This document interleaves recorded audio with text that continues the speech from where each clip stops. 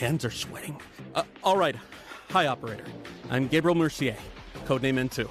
Since we'll be fighting side by side, allow me to properly introduce myself. As the codename suggests, my combat style leans towards cryogenic suppression. My frost launcher paired with a cryo flask can quickly force enemies into a frost state, ensuring they pose no threat to us. If enemy positions are unknown, the homing stun grenade can precisely mark them as well.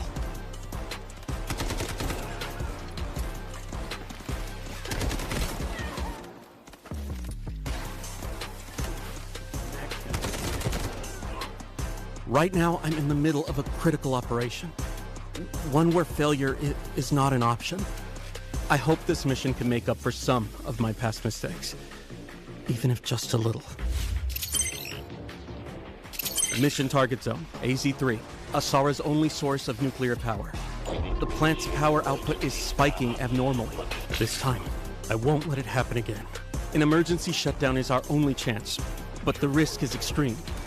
We not only have to breach Habit's heavy defenses, we have to face lethal radiation head-on. Some containers within AZ3 have already been contaminated by radiation. You can follow distinctive sounds to locate them, but keep a close eye on your own radiation levels. Radiation is divided into 4 levels, each causing different effects. Accumulated radiation can be cleared by leaving the contaminated zone and using decon chambers or mobile decon units.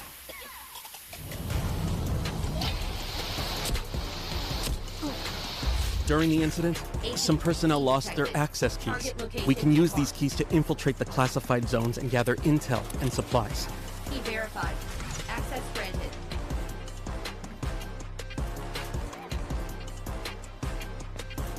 AZ3 key detected. That's not all. Severe leaks have occurred across multiple sections of the plant.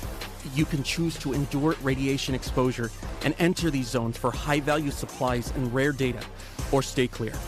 The choice is yours. Havoc has deployed a large number of purification soldiers at AZ3. Once your position is exposed, heavy purifiers will apply debuffs like corrosion and slow movement, but attacking the weak spot on their back can neutralize them quickly. An even tougher threat comes from the relink agents. H-1000 personally leads H-47, H-800, and other agents to guard the facility. All of them connected through Skynet. They're extremely persistent. Stay on maximum alert. One final thing. If we do manage to shut down all the nuclear facilities, something unexpected might happen. Disabling attention. All AZ3 terminals disabled. Of course, the nuclear plant has new collectibles too. Over in Warfare, things are heating up. The flames of war have reached the weathered stone walls of the Colosseum. This 1,000-year-old city is sliding toward ruination.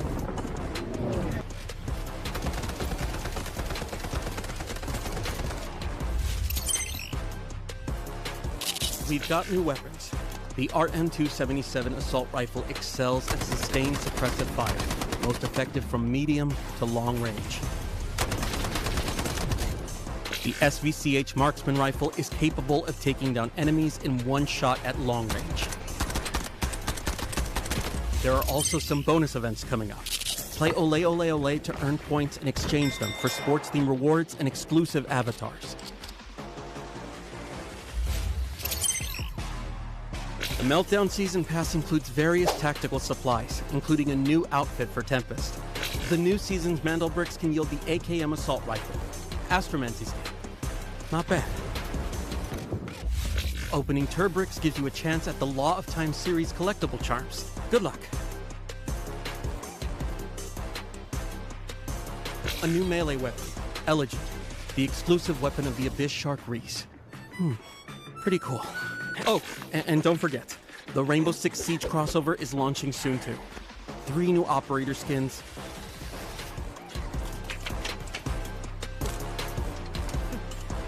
Black Ice weapon skins and special collectibles. Now that's something.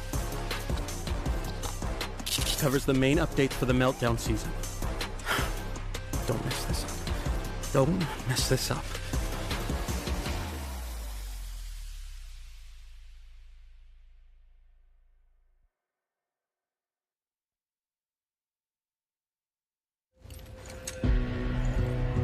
For some, success is measured by bodies in bags. Maybe that suits them. But to me, it's measured in hearts that keep beating.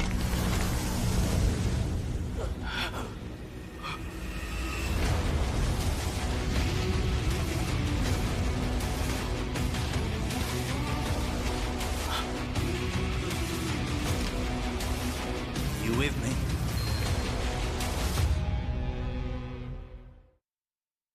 Hi everyone, I'm William, the art director of Delta Force. As many of you may already seen, Delta Force is launching a collaboration with Rainbow Six Siege in our next season. Since launch, we've seen a lot of passion and discussion from our community around the tactical shooter gameplay.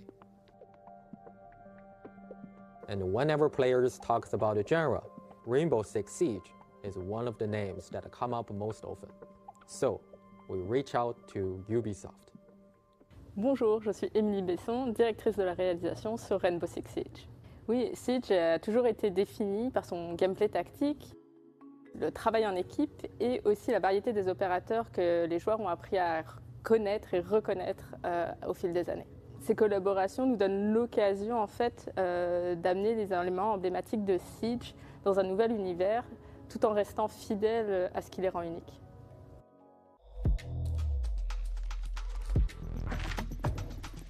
In this collaboration, we focus on two things: operators and Rainbow Six Siege's iconic visual legacy.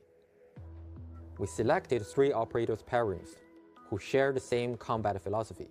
I'll be there you need me. 말보다는 행동이지. Call if you need a hand. For classic Siege elements, we choose to honor Black Ice, the Drone, and the Alpha Pack. Ce qui était essentiel pour nous de préserver dans la collaboration, c'était l'identité, l'authenticité de nos personnages. C'est ce qui les rend uniques. On a travaillé main dans la main avec l'équipe de Delta Force pour s'assurer que l'authenticité de Siege, l'identité de Siege s'intègre naturellement dans leur jeu. Both games share a realistic art direction, and finding distinct recognition within that shared aesthetic was actually the harder challenge. We started by preserving the core silhouette and color framework of Siege operators. Doc and Motin's iconic deep navy uniforms, Vigil's signature custom-fitted gear, these stay true. At the same time, within the finer details, we evolve in Delta Force identity. They wear patches from both teams. Motin carries Cineva's badge. Doc has medical kits at his side. To faithfully recreate Black Ice, we focused our material work on internal ice fracture patterns to capture the distinctive texture and cold, austere feel of original. Oui, en effet, Black Ice résonne énormément avec notre communauté. C'est une cosmétique d'armes qui a énormément plu à nos joueurs. Et l'équipe de Delta Force a fait vraiment un travail incroyable pour la recréation dans leur jeu de cette cosmétique, avec un souci du détail extrêmement gratifiant. We employed a dual-layer material system combined with subsurface scattering lighting model. Using camera vectors and a depth texture to offset UV calculations, we achieved the effect of refractor patterns appearing to exist deep inside ice. Et ce qu'on a apprécié et ce qui nous a impressionné, c'est le travail de recherche de Delta Force. À quel point ils ont été soucieux du détail pour conserver nos opérateurs dans leur jeu, qui s'intègrent vraiment comme naturellement dans leur univers. Beyond the content itself, we want as many players as possible to access and experience this collaboration. By completing in-game missions during the season, you can unlock these rewards for free. One more thing, in the new operations map, we've prepared something special for you. You will find a surprise in the maps that are meant just for you. Once the crossover goes live, go find them. Once more, onto the bridge. Dear friends, once more.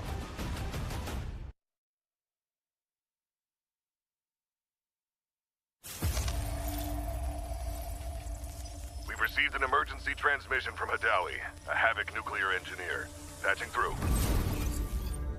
This is AZ-3 facility. Reactor 2 has been sabotaged.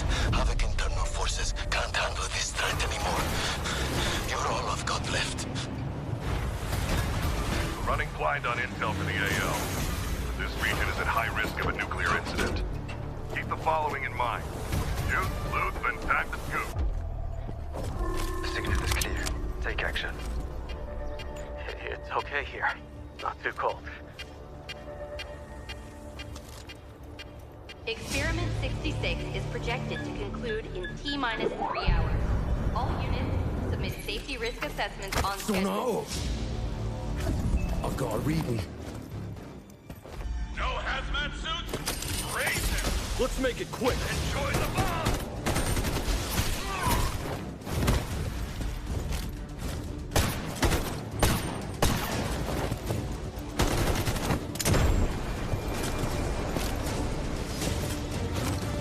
So eager to die. Excellent. I don't know what's happening, but reactor output is still climbing. And security thinks I'm behind this. They're coming for me. GTI, move it, now! Key verified. Access granted. Hostile signal detected. Lethal action authorized. Damn it! Someone take control of this piece of junk! Entering manual mode. Executing command. Those bastards in fusion research won't authorize shutdown because of their experiment timeline. I know better than anyone how important this research is. Hold this position. Once I finish calibration, use that console to insert the control rod immediately. Data set. Follow me. I know somewhere the signal can get through. Steam explosion at reactor 2. Incident level confirmed. Estimated contamination radius. Careful! Don't fall! We're outside the signal blackout zone. Upload the data package to Skynet immediately. Encryption keys in the archive. Just send it! Critical alert. Reactor power output has critically exceeded safety thresholds. Core meltdown imminent. All personnel evacuate immediately.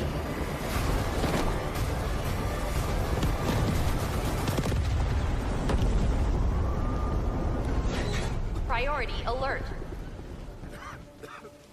Hydrogen explosion at reactor 2. Incident level confirmed.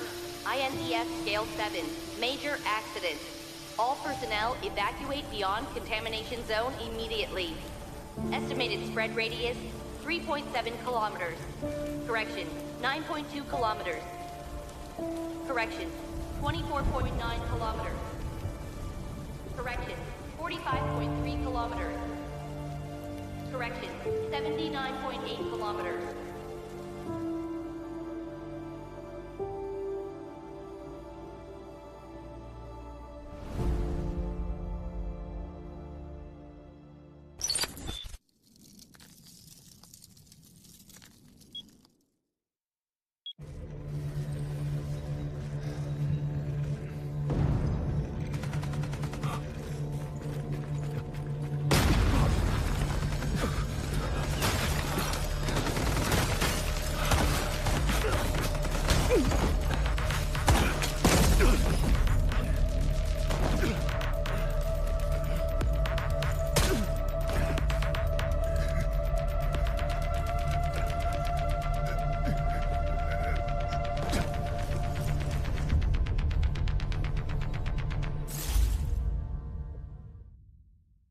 Operations. It all comes down to 3 simple rules. Search, fight, extract. Search decides how much loot you walk away with. Fight. Not every encounter needs to end in a shootout. You just need to clear whatever's standing between you and your treasure. Extract. That's the magic moment that turns everything in your pack into yours to keep. 3 phases, all connected. Miss one and the whole run falls apart. Gear up before you head out. The better you're geared, the harder you hit and the more you can carry. But the more you lose if you go down. Go in cheap and dying won't sting as much, but you'll miss out on those juicy, high-value supply zones. Gear up and go big, or go light and gamble. Your call. Once you're in the match, forget everything else. Loot, loot, and loot some more.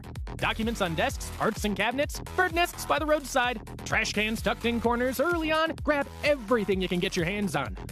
Priority targets, safes, and air cargo containers. Snag one high-value item, and boom! You've already covered your entry cost. Now, the real question, keep pushing your luck or cash out while you're ahead. Your pack's stuffed with goodies and you're ready to extract. Then, gunfire erupts ahead. What now? Charge in, slip past unseen, or hang back and let them wear each other down before you swoop in. Just remember, die and you lose everything in your backpack except what's safely tucked away in your safe box.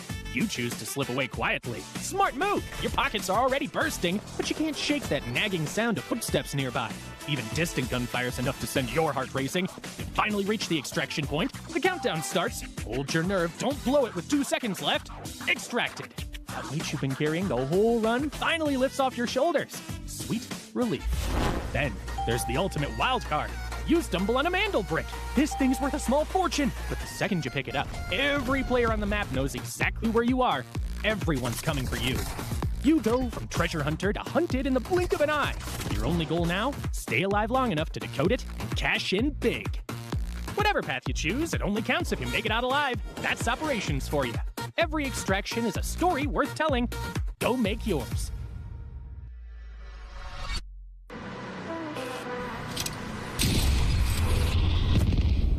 The enemy got the Mandelbrick. Find it. Stop them. Mandelbrick decoded. Nice work, operator.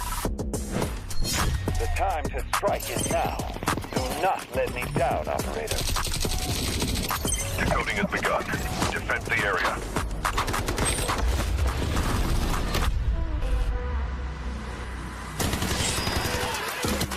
Is about to take the first Mandelbrick of the tournament. They're going to do it. What goes around, comes around.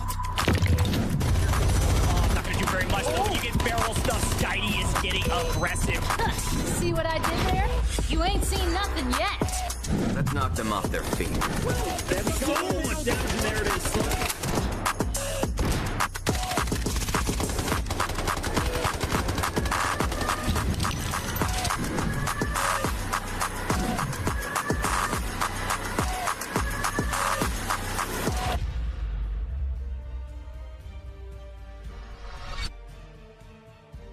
Well, good morning or good evening, depending on where you are in the world. Welcome into the Delta Force Rise series. It's day 1 of week 3 here in EMEA. Group C versus D on main stage here on a Friday. Now, my name is Goj, and I am really excited to be back with my man, the Beard Guys, as we're going to take over EMEA for the weekend. I've been casting a lot of Americas, but don't tell anybody. EMEA is my favorite region. Beard Guys, how the heck you doing, my friend?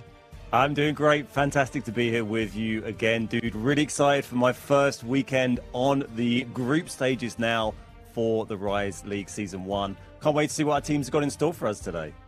Yeah, it's going to be a lot of fun. Again, EMEA has been a banger to watch from the sidelines, so really excited to be here in the booth with you. Before we get into all the action, though, let's take a look back on what happened in the last day of week 2 as our teams really try to figure out who the top dog was. On their sides, no. Not quite sure if that is going to be enough to deter the side of WLG as they are going to be pushing forward. Beautiful sprays coming through. One down. Oh, almost gets the finish. With the smoke, not finding any damage, but it's going to be Scooby looking to go in for the disruption. Oh my gosh, got it. He got it. He got it on the back foot of landing hip fire shots. Vest that is all but broken. Just a sliver of durability left, as you can see in the bottom of your screen. So if Maxa lands some shots, it's going to be a pretty quick kill. Molotov is actually going to be taken out, enter completely, and now NBO are in control of the Mandelbrick. 10 seconds remaining, but they're only a duo. Can they defend it? Nas is trying to make something happen. He's going to be the Tempest for AGT, but you got to jump with the Mandelbrick. The timer's almost out. It's going to take 2.5 seconds to res. He almost tries to res. Oh my gosh. The fact that his teammate, the Stinger, was laying on the Mandelbrick decoding station. But they're going to go ahead and have to face the full trio of AGT who are also swimming towards it. But take a look at this. Team Gotaga, oh my gosh, Nox. This is why we call this guy the absolute highlight reel. He is so good at finding some of these kills, and on the back foot of him picking up 2 of his own. This is going to be the solo left alive for the side of AGT. He does great work. He knocks Ushbishka right there, and now it's going to be a 1v1. But the shock is in. It does so much damage, but the shots don't land. UDT have done the same exact thing. They're going to get the flank, and they're going to take out Chins, they're going to take out Kalo, and now Team Genius have been fully wiped off the map as Hannah goes down. AGT are left remaining as a 3-man roster after everything that kind of happened, but as I mentioned, that Max is going to join the fray. He's going to be picking up a double piece, and Team Gotaga, 10 seconds before they secure the Mandelbrick, and with Maxa picking up, what is that, 2-3 kills, I think they're going to have it.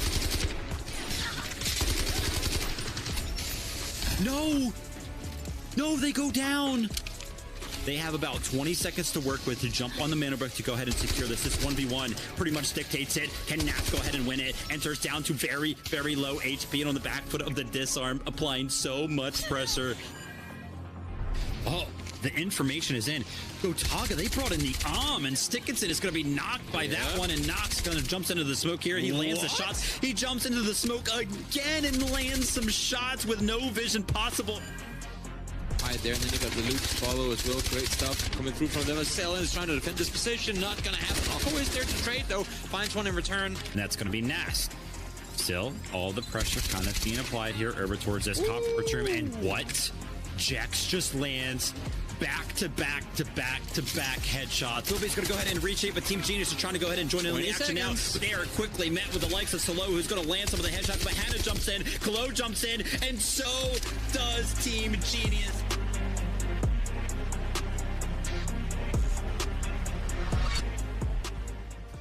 Team Genius on top by a massive margin to wrap things up. Got to look back on a lot of things that have been happening in the EMEA region, but Team Genius going to be the top of our leaderboard here in match 6, which was the end of last week.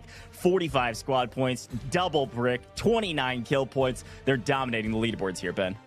Yeah, it's a huge day, particularly this win for Gen, for Team Genius. They had a huge, I think 45 squad points, the biggest we've probably seen on any of the individual days so far. So very dominant performance there. Good results for WLG, Alliance, and FLC getting some points on the board as well. But Gen have kind of been back and forth a little bit. They've had, I think, 2 wins out of 3, 1 4th place on their middle game.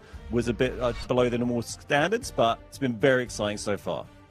Yeah, and here's a look at how it's all gone down here in the EMEA region through our group stages. We are halfway through, and now moving into the second half, it's time for some of the teams at the bottom of the leaderboard to start working their way up. But you can see all of our winners in the first half of the group stages. Seeing Jin twice, and everybody's played 3 times, so Jin's got something going well for them, and we'll talk a little bit more about them in a second. But in terms of individual rankings, it's Team Gotaga that have remained individually near the top of the leaderboard on most of these, in particular the top slayers, top kills. Nox has 32 throughout the course of this competition. A ridiculous feat with 3 matches under his belt, averaging over 10 kills per match is ridiculous. But Moxa being in second as well, those guys have been slaying out. Talking about damage, though, this has always been a fun one in the EMEA region to talk about because Dark Entity's Uzbishka is putting up ridiculous damage numbers, even though he isn't in the top 3 in the slaying category. So certainly doing something right for that Dark Entity's roster.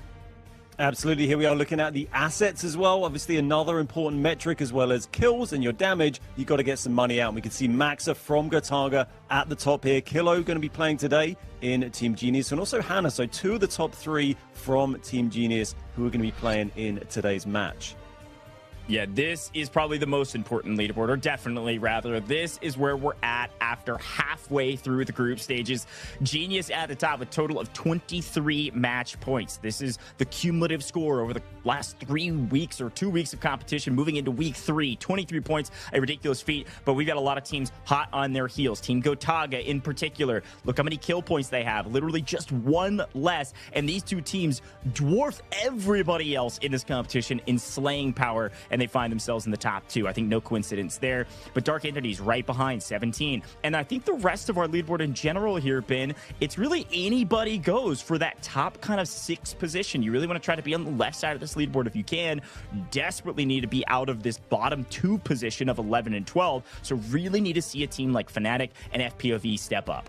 100%. Yeah, they're going to be looking for big points today. And remember, you can get 8 points winning a day and also a bonus 2 if you score 2 Mandelbricks as well. So potentially 10 points from any one single day. So even those teams down on the lower end of the table there on 5 points or 9 points for AGARTHA, one big win. That's going to throw them up into the top 3 for AGARTHA's position there. So, you know, worth keeping that in mind. It is early days. Great time to be talking about the tournament when, as you just said, everyone has played 3 matches. So we're even Stevens on matches played now as we go into this weekend.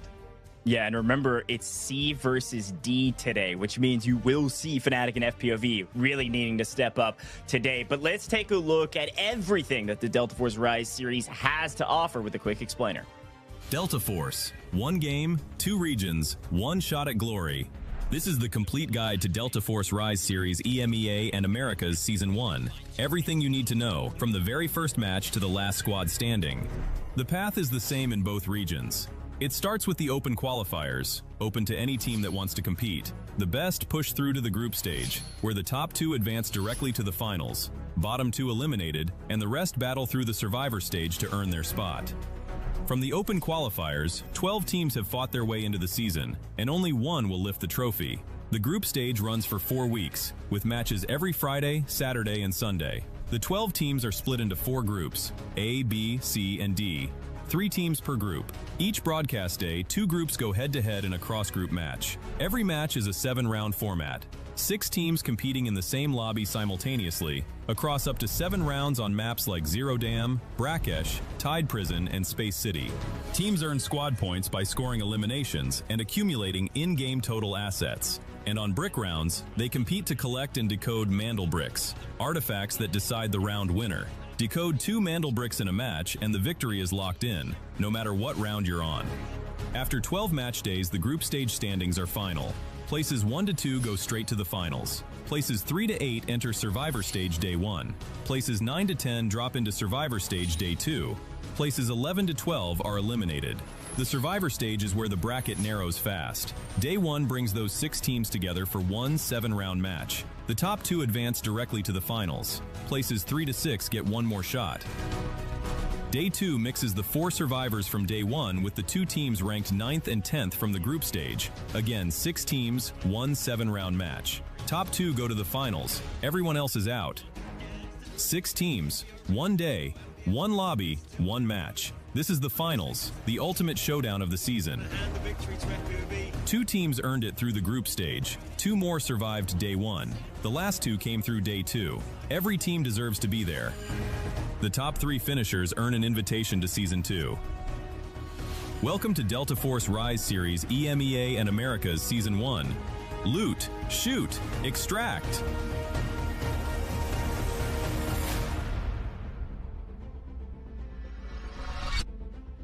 And there you have it, folks. That's how it all works here in the Delta Force Rise series. But it's time to talk about how today works, folks. Everybody's loading in with 1.5 million Technic Alloy as per the usual. We are playing Season Echo for those maybe just tuning in for the first time. 1 patch behind, you're going to see Morse, but not in 2. Cool thing about our esport, of course, is that if you die, you lose your gear, just like in public matches. Today, though, everybody is looking to capture those all too elusive Mandelbricks. If you're able to get 2 Mandelbricks, you win the whole competition. That is it. That is the nuanced point about this competition that is so important to remember. We have a Mandelbrick on round 2 and 4, and then 5 through 7. If a team captures the Mandelbrick on round 2 and the same team captures the Mandelbrick on 4, boom, they win the competition right then and there. But of course, the teams and the players are trying to gather resources because, well, they got to buy great gear to bring it into the next round. And one way to do that is they do have a 3x3 ultimate save box to carry some of their expensive loot, carry some of their expensive ammo. But the big ticket item today is going to be down there at the bottom. Eliminations, otherwise known as kills. Each kill gives you 800k Technic Alloy straight to the bank. If you get 1 team wipe, that's 2.4 million for you, the player, if you pick up all 3 of those. That is a ton of value. That's why on some of our individual leaderboards, you're seeing the person with the top assets being the top slayer, okay? Kills are everything, but Mandelbricks are the most important thing. So talking about the rules for the Mandelbricks, the key notes here is that Mandelbricks, they spawn quickly after the match starts. Once it's grabbed from the spawn, 5 minutes start. It doesn't matter where the Mandelbrick goes from there, 5 minutes around the clock, or it'll go back to spawn. However, if it's placed in a decoding station, it will never leave that decoding station, and a 4-minute timer starts. Every time it's stolen, the max time goes down. 90 seconds is our minimum. And of course, if you get that Mandelbrick, you get some extra points here. Ben, talk to me about our group stages and how they work. Yeah, so this is the points you get for winning an individual match or an individual day. So at the end of today's session, the team in first place is going to be awarded 8 points, then second place 6 points, 4, 2, 1, and 0, all the way down to 6th. But as we mentioned a little bit a while ago, you also get a bonus point for each Mandelbrick. So if you get 2 Mandelbricks and you win, 10 points for that team. Yeah, super important squad points. This is how you get points in today's match, though. Kill points plus supply points. A supply point is every 2 million in total stash divided into just 1 point. So if you, and it always rounds down as well. So if you get up to 3.9 million, folks, that's still only 1 point. I know that's crazy to say, but if you get to 4 million, that'll be 2 points. But kill points, every time you get a kill, yes, you get 800k technic alloy, but you also get an additional point in a total squad points. This is the tiebreaker pending Mandelbricks. Ben, we got a lot of cash on the line for the finals, though. Teams trying to get there. Walk me through how this works. $60,000 for our team in first place. This is at the end of the league, by the way. They're not getting this tonight. They've got to go all the way, win the finals, and that team is going to take home $60,000. Second place, $30,000. Third place, $15,000. And prizes going all the way down to 12th place, as well as that dynamic kill bonus of $50 per kill for our teams. Yeah, super important. That $50 kill bonus is through the entirety of the group stages. So a lot of folks trying to earn some cash. Yeah. Speaking of the folks trying to earn some cash, though, we got to talk about the teams, specifically Group C and D. Look on the right-hand side of this graphic. These are the teams playing today. So as we mentioned before, Fnatic, FLOORPOV, a big move needs to be made here in the second half of the group stages to leapfrog this leaderboard. Whereas Genius, who is at the top of the leaderboard trying to maintain that position at the top, may try to win it pretty quickly. Here's the schedule for this weekend, though. Again, it's every Friday, Saturday, Sunday for 5 weeks in a row, and we're on week 3, folks. So this is Group C and D. We'll be live same place, same time tomorrow and on Sunday as well, as we prepare to wrap up the group stages and figure out who even makes it to week 5 and maybe who the top 2 teams are through the course of our group stages that will skip August 7th and August 8th and go straight to the 9th, straight to the finals. And of course, 2 teams won't even make it to week 5. Today, though, an onus of responsibility at the team at the top. Talk to me about Genius. Yeah, Genius have been absolutely dominant so far. Like we said, they've won 2 of their 3 games. They've got Kilo, and we've got Hannah, we've got Chins. They've all been playing well, and they've all been getting a lot of kills as well. And we saw that kill leaderboard earlier on. A lot of kills for all of these players. In fairness, a lot of kills for all of our players who are taking part. Even if they've got not those Mandelbricks and those wins, everyone's been out there fragging and chasing those kill points and the extra money. This is Team AGARTHA, another team that's done well over the tournament. They actually won one of their days and then had 2 last places on their other days. So they've been a bit back and forth, but they've shown they can get a win if it comes to it. And if they can get one more, that's going to throw them up into the top 3 today. Yeah, that's exactly right. And I think this is a team, we'd call them around mid-pack, that really need to step up because, like you mentioned, they've been a bit inconsistent, up and down throughout the course of the first 2 weeks. It's time to really step up and see what they're able to do today. Talk to me about number 1, though, because this is another interesting team that I would put in the category of inconsistent, but an opportunity to do something great. Yeah, they've been getting a lot of kills. We've seen them playing well in that way, but they are only sitting 8th in the table at the moment. So a little way down, but their points aren't too bad. So again, a good score today is going to put them right up there. It's really the guys down right at the bottom, FLOORPOV, that are sitting down in 12th, and Fnatic that really need to catch up a little bit on points. That's our Group C teams there. Genius, number 1, and AGARTHA. And that they're going to be playing, of course, with Group D that we're going to see in just a second. Yeah, it's funny comparing Group C and Group D because they're pretty much opposites, right? Group C has the top team. Group D has some of the bottom teams. FLOORPOV.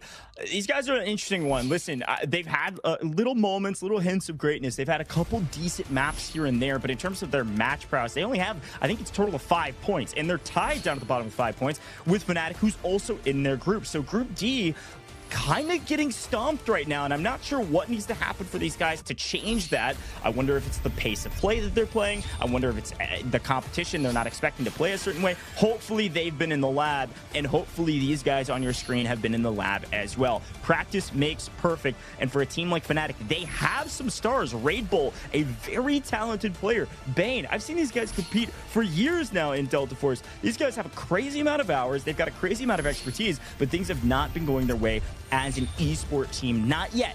But of course, we're just getting started. Mandelbrick Addiction, though, is a team I've been casting over for a very long time, and it's a bit of a different story for this roster. These guys are up in 5th place currently, well in contention of some of the top teams in not only their group, of course, but also the overall group stages. And so these guys competed on international lands, and they've stuck together as a team. Talk about a team that has some of the most chemistry in EMEA. It's that trio right there. Never count out Mandelbrick Addiction. Their name is well earned and well justified for being able to pick up some Mandelbricks throughout the course of the group stages. Yeah, and here we're having a look at the maps we're going to be seeing today, following the same format of the last couple of weekends. If you've been tuning in, this is match 7. We're going to kick off with Zero Dam. Here we're going to jump in, just have a look at our operator choice before we get into the game. So if you're not familiar with this, you can use each operator twice as you go through today's games. But if you get all the way to match 7, then those operator choices are reset. Yes, exactly right. Gotta talk Zero Dam, though. One of my favorites, and well, speaking of the favorite operators, Raptor, D-Wolf, pretty much the two that you'll see on every single roster throughout the course of this first game. This is what we call our first eco round, economy round, trying to get your money up in preparation for round 2. But with our new rules, with those kills being a kill point, as well as 800k, I'm gonna be honest, our eco rounds really need to be slay out rounds. I couldn't think of anything better than that. You gotta go for kills, folks, all right? You've got to get aggressive here. Getting some early kills can set you up with a gigantic buffer and margin for error that you wouldn't have otherwise. A couple team wipes in the first round, and you're gonna have a huge lead and a huge gear lead going into what could be the second round in the first Mandelbrick round. It's definitely what we've seen so far in these Zero Dam games. They could be a bit strange to watch sometimes. Sometimes teams go in a little slow. Sometimes they go in hyper-aggressive. I'm quite interested. All these games have been quite interesting, seeing who's playing around the paid extract point and when teams are going to either use that or often just actually blocking it to stop other teams getting out. As you say, so they can just play for kills because of that huge reward you get for that, both in terms of the alloy to put towards the next game and also the extra money you get from the kill reward from prizing today. Well, here we go. It's time for Zero Dam, folks. And before we jump into round 1, we've got a quick giveaway. You thought we were going to go into the game without giving you something for being here. We got a redeemable code on your screen right now for the Neko Mimi spray paint. Be quick. It has a limited number of activations. Once they're gone, folks. Good luck. 35 total redemptions between all of our streams. You got to type this in as fast as humanly possible. You can redeem in-game or at the official website. Again, you can see the code there. Not going to read it all out for you. You just got to type it in real quick. And again, I'm going to give you a quick tip. We're going to be doing more of these throughout the course of the day, so get your typing fingers ready. First 35 people across all of our live streams to type it in will receive it. It is a limited time redemption. But Ben, let's hop in, baby. It's Zero Dam round 1. Let's see how aggressive or patient and slow. How long does it take for some of these teams to warm up? Or will they kick things off hot here?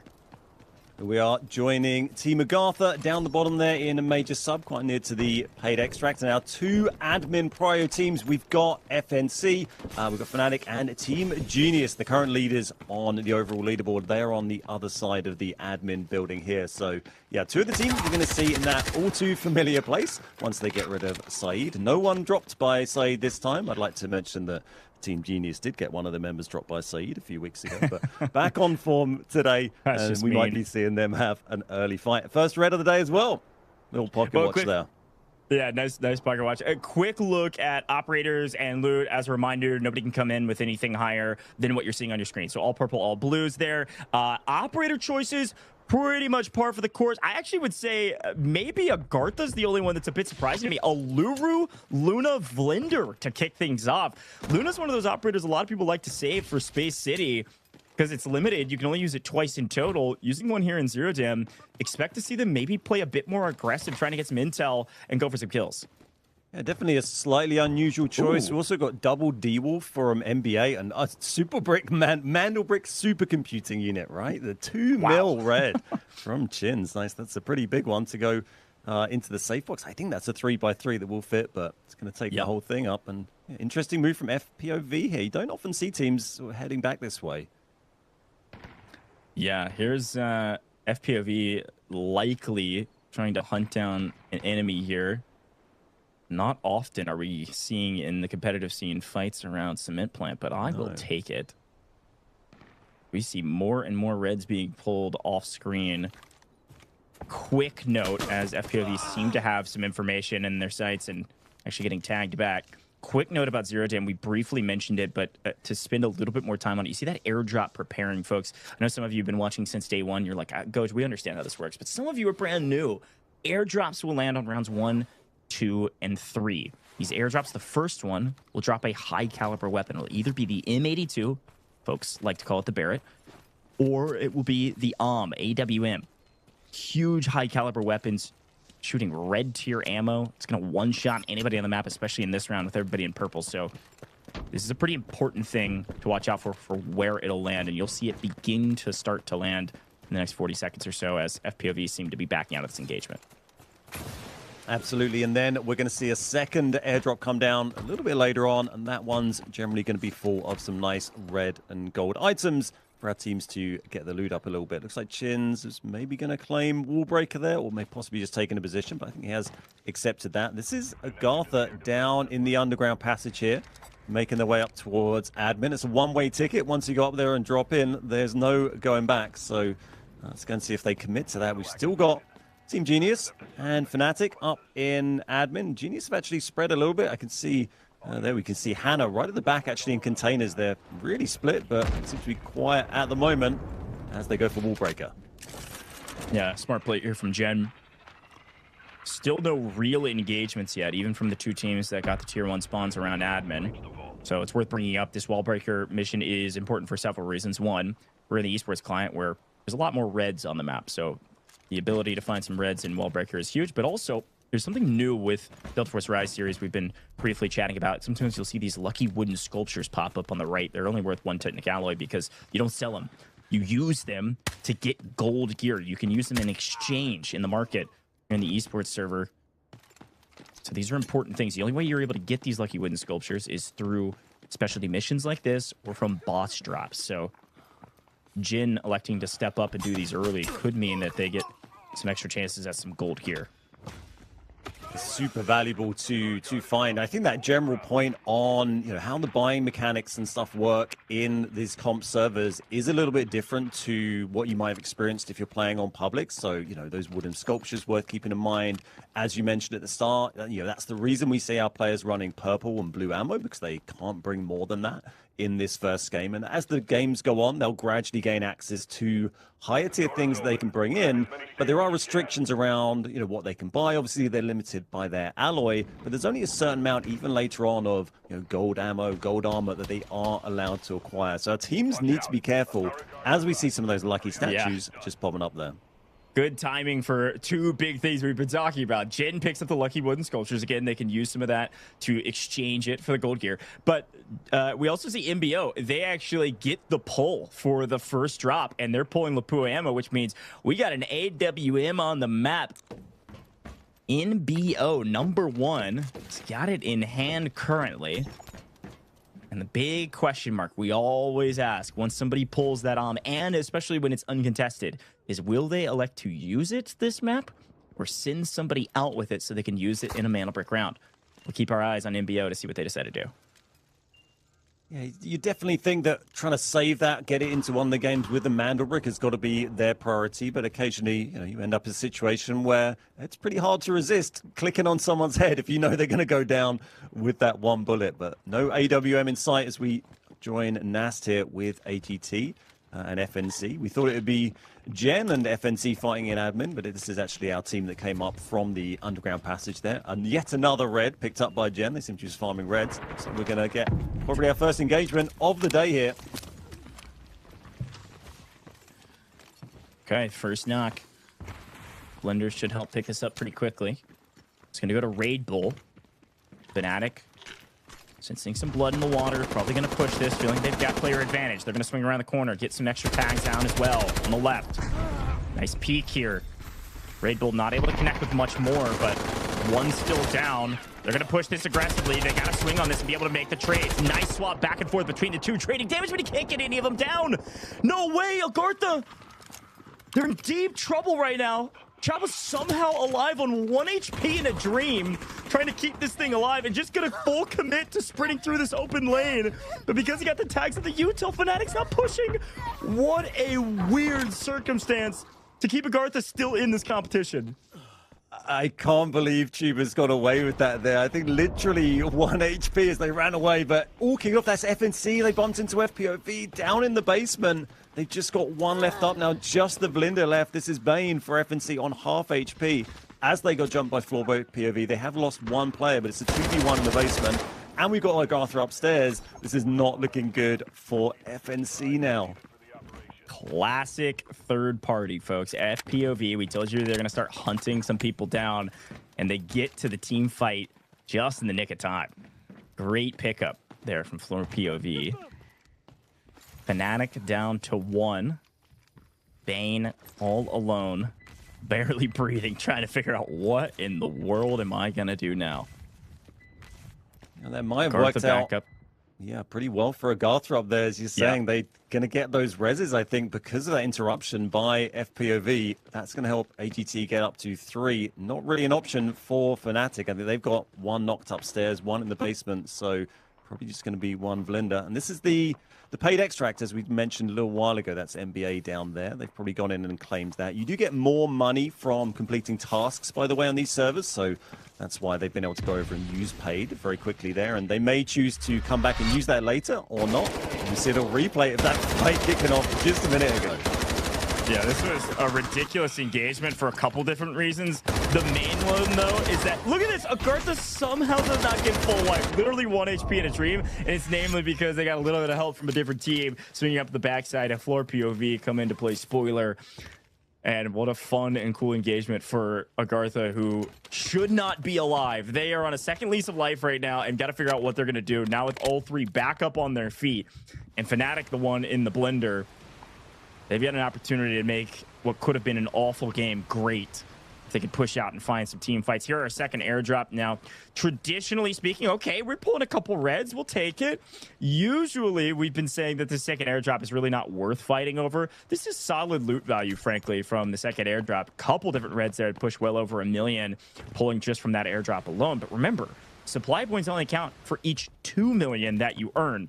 So it's better to go get a single kill than loot that whole airdrop twice. It's nice to have, but not a need to have, as FPOV continue to hunt their prey.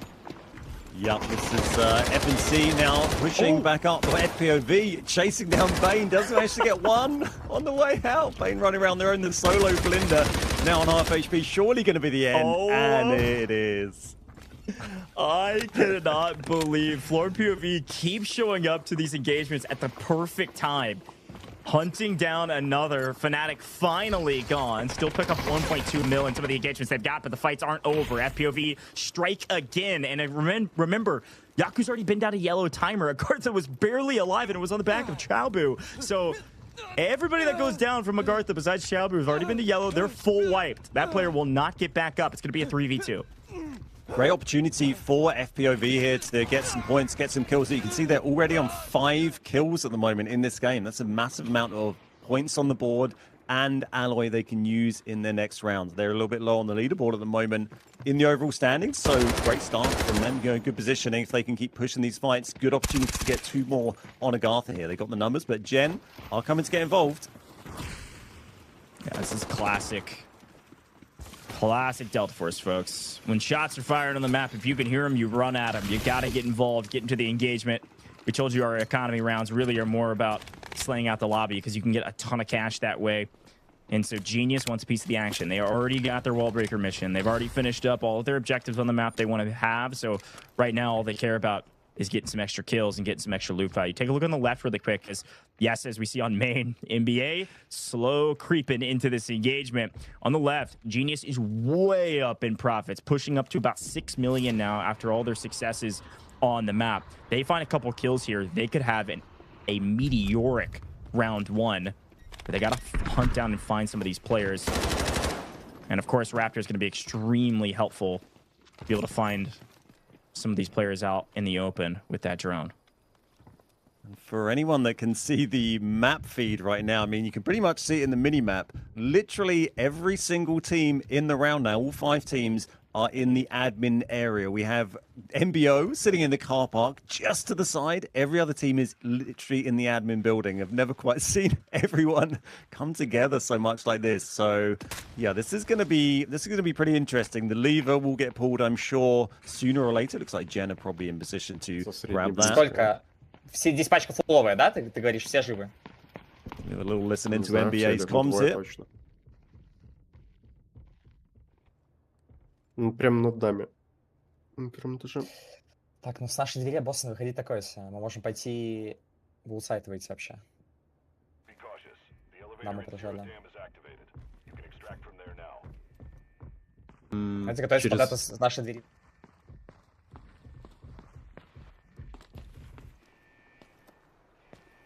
All right. Couple comms there as they try to prepare for what to do, but don't have all the info yet, so they're staying patient. And AGARTHA strikes while the iron is hot, finds one on MBO, who's been slowly creeping up to join the fight. Remember, MBO have an so watch out. One shot rings true, and AGARTHA could be in deep trouble, especially if it lands on Nas. They know where he's at. If Nas gets shot by the he's dead and out of the game. He's already been to yellow. An important engagement here. Chalba likely should be leading some of these engagements as frontman, not knowing that MBO have the need to be careful. Yeah, Rez coming in already there, so back up to 3 over in the car park. As we look at Gen, they've actually gotten themselves, as well as pulling that lever, they've then managed to go over to the extract and take control of the area. Everyone else busy fighting. FPOV look like they may be keeping an eye on that, but this could be a nice closeout for Gen here if they can take that money. But as we said, you know, kills give a lot, and FPOV might be quite happy to just stay in admin and just try and add a few more to that total. There's certainly enough players there for them to give that a good go. This is, 5 kills on the board. That's 5 confirmed kills. No one's getting res from that, so pretty good going from FPOV so far. Yeah, good shout. Worth quickly mentioning, as you can see Genius on your screen right now, extracting makes sense for them, right? Look in the top left, or sorry, mid left of your screen right now. These profits will dictate who needs to extract and who doesn't. If they're low on that, they're going to play for engagements just like NBA near the bottom. They need to get these engagements. They need to get them now. We'll trade 1. Can't get the second, though. Skydie has to come in and be the hero after finding 1. He does go prone and he wins the engagement. What a play from Mandelbrick Addiction. A dodge down under the Bucks, pop back up, slay out FPOV. 2 teams full wiped, but another engagement happening around the extraction is NBO, the only other team that frankly needs to extract. They've got the they need to get out of this map. They're going to have to try to go through Genius through the elevator extraction, or maybe send one out through no bag or weight restricted, but Genius are going to get a read that, hey, there's a full team of 3 out here, gentlemen. Get ready. We got more fights coming our way. It's gone from being very, very busy in admin to being NBA left in there all alone after winning that fight. They've got 3 back up, but there's only 3 minutes left on our round timer. Team Genius have got about 90 seconds on their extract timer here. AGT moving in. We've got MBO just outside with that AWM. It doesn't look like they're going to try and take that out through any other extract. A little surprising. They are going to have to commit to try and get out from here. It's not often we see a team push in from the outside and take control of this, but you know, I'm always ready to be pleasantly surprised. Yeah, about 60 seconds on the clock to make that move. If there's anybody that could do it, it's going to be number 1, just on the back of getting a headshot or, frankly, a leg shot with that against a team like Genius. If you can get a player advantage, you might be able to swing in. Looking at their operator comp, maybe not the best for engaging in this. They need more smokes, possibly. Nox isn't going to do anything when the team only has to hold 1 angle. But even still, trying to figure out what to do here. 30 seconds on the clock for this extraction. They may just bail and try to get out in the final 2 minutes, or at least get their player out. AGARTHA thinking about trying to engage in this as well. 20 seconds. We're moving too slow, though, if we want to get a piece of this action. Maybe trying to hunt down the team that's outside as they see some smokes landing. But Genius going to get out for free here, Ben. Yeah, it doesn't look like anyone is going to contest them on that. They decided it's not worth the risk, and NBA are going to run and try and get someone out by the look of it. They might be able to manage that. Well, it might have been NBA that took paid earlier, wasn't it? I think they're going to move down. Yeah, that's nicely done from them. They kept themselves in a good position to claim that as Gen. Get out all 3, 5.8 mil in profits. You know, as you mentioned a minute ago, it's not a huge amount in terms of points, but it is very useful money that they can invest in these upcoming rounds. So it's good to be able to bring in better gear, and that's going to help you secure a Mandelbrick maybe in game 2 or game 4. Yeah, I mean, I think the only big miss right now is, number one, I'm not sure what they think they're doing. Maybe trying to hunt down some kills. They've got the AWM in hand. They're going to leave it on the map and all of its ammo. You can't put any of that in the safe box. So you're taking none of that home because you've elected to stay on the map and try to hunt for kills in the last 60 seconds. It could have at least sent their one player out, maybe via weight restricted, but NBA, like you called out perfectly, smartly buy the extract early with their D-Wolf in hand, gonna make sure at least 2 of them will get out, but so they've left in time. I think for all 3 to get out. Oh, oh no. I maybe one of them. If we could cycle through. Oh wait, we've got an engagement in our hand. NBO, they are getting paid finally for staying on the map. 15 seconds on the clock. Chalba able to answer back. Yes, gets one, but he's got to get the full for it to count. 1 week, the other goes down. They're wiped. AGARTHA stay and get eliminated. NBO get lucky and get paid for staying on the map. Yeah, they did manage to get 2 kills there. It's not great, but I think 2 got out there. Just one of them. I mean, we've all been there in Delta when you're running for the extract. You just miss it by a second, but 2 out of 3 ain't bad. Good little game there on Zero Dam. Some interesting plays from our teams. Yeah, that was interesting, okay? I've been saying this a lot, and I was talking to DK on the Americas region too. We always call this first map the litmus test to try to figure out how the day will play. That was much more aggressive than we've seen in a lot of other group stage matches. So I'm liking that these teams are starting to value getting kills early to set them up for success. Some very interesting decisions, though. I really liked NBA's decision that you called out of buying the extract to the south side and then coming back for it. I think they were a hair too slow on the draw. I'm wondering if that second extract actually counted because it looked like the game clock went to 0 first. Like, it was so dang close. But even getting 2 out is huge for them after they got their team wipe in admin. Really well done from the gentleman to get some value on the map when, you know, with 3 or 4 minutes left on the map, they were the bottom of the Profits leaderboard. They had basically nothing to show for the map. So really well done from those guys to find the value and get at least 1, if not 2 out. Yeah, definitely. And then the AWM was kind of a strange one. We saw that not get taken out from the map in the end. A little bit confused by their plays there. FPOV, great start to them today for them today. 6 kills, 1,000 damage. That's a big haul of kills from a Zero Dam match, and they went in pretty aggressive. Great play from your side, Blake, and Obsessed there on round 1 on Zero Dam.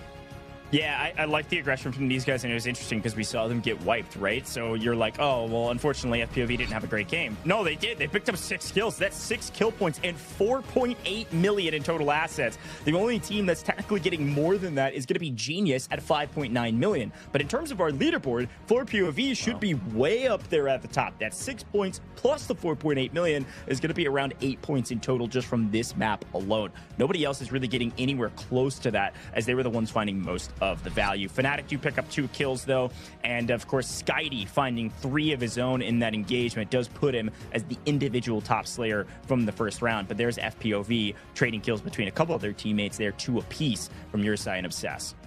A great work from Skydie there, getting 3 all by himself, and this is our top damage leaders. Actually, Bane managed to get 550. I'm not sure if FNC actually closed out any full kills at all in that, but FPOV obviously have a couple of players up there. No points for damage, though. If you're sending kills back and forth, getting reses, it's not going to help you out too much. And these are our sisters, FPOV, Obsess, up there, but it is just 1 apiece. So a bit of a draw for several of our players, DJ and Raidball from FNC there. I guess they managed to maybe pick up 1 kill. Team Genius, I noted, got a load of money out there. Didn't get a single kill on the board, though. Yeah, they were playing a very slow strategic gameplay. As we move to the asset earners, you're going to see all Genius all day because they're the only team that got all 3 out, and they had a ton of value. Remember, this is the team that did Wallbreaker early. This is the team that got those lucky wooden sculptures that don't count towards these assets, by the way. So I would say net accrued value is even more than that. But NBA Skydie is going to be our top individual. Does look like he's going to get some extra damage there that's not listed, but 3 kills as an individual, well earned to be MVP on the map.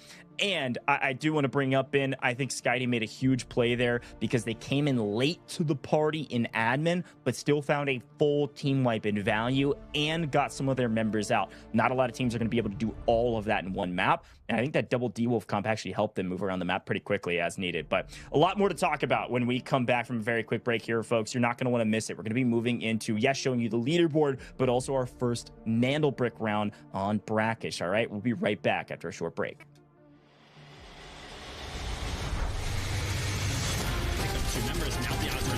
2v1. Everything getting spammed away, and MT getting a little... So hang on a second, NL! Look at that! It's an absolute swing! This... And LG's gotta know that they're here. Lines them up, even through the shot. You're nuts! The last remaining 3 BOV, they find 2 instant knocks. The Elm's gonna be hopping off that.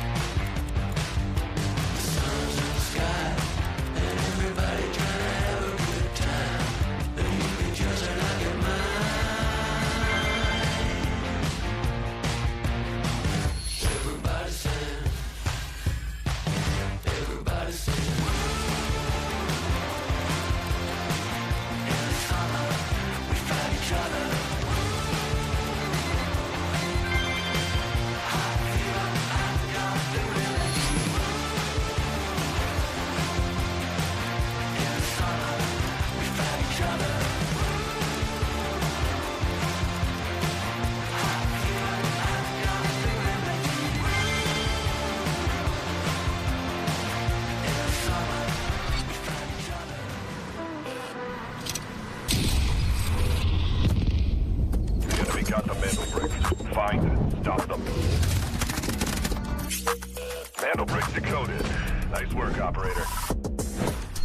The time to strike is now.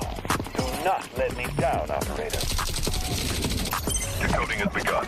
Defend the area.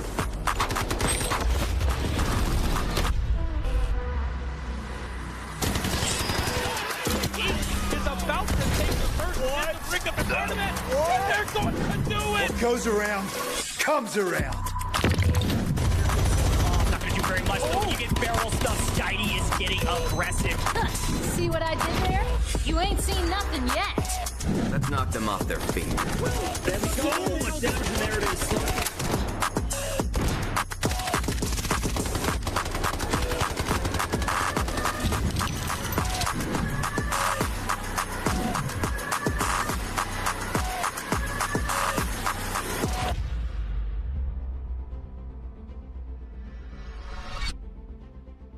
Welcome back, Delta Force Rise Series Day 1 of Week 3 here in EMEA. And in Groups C and D kicked off with a bang in Map 1. A lot of action, a lot of team fights, and a lot of teams participating in those fights. FPOV get wiped fairly early, but they picked up 6 kills.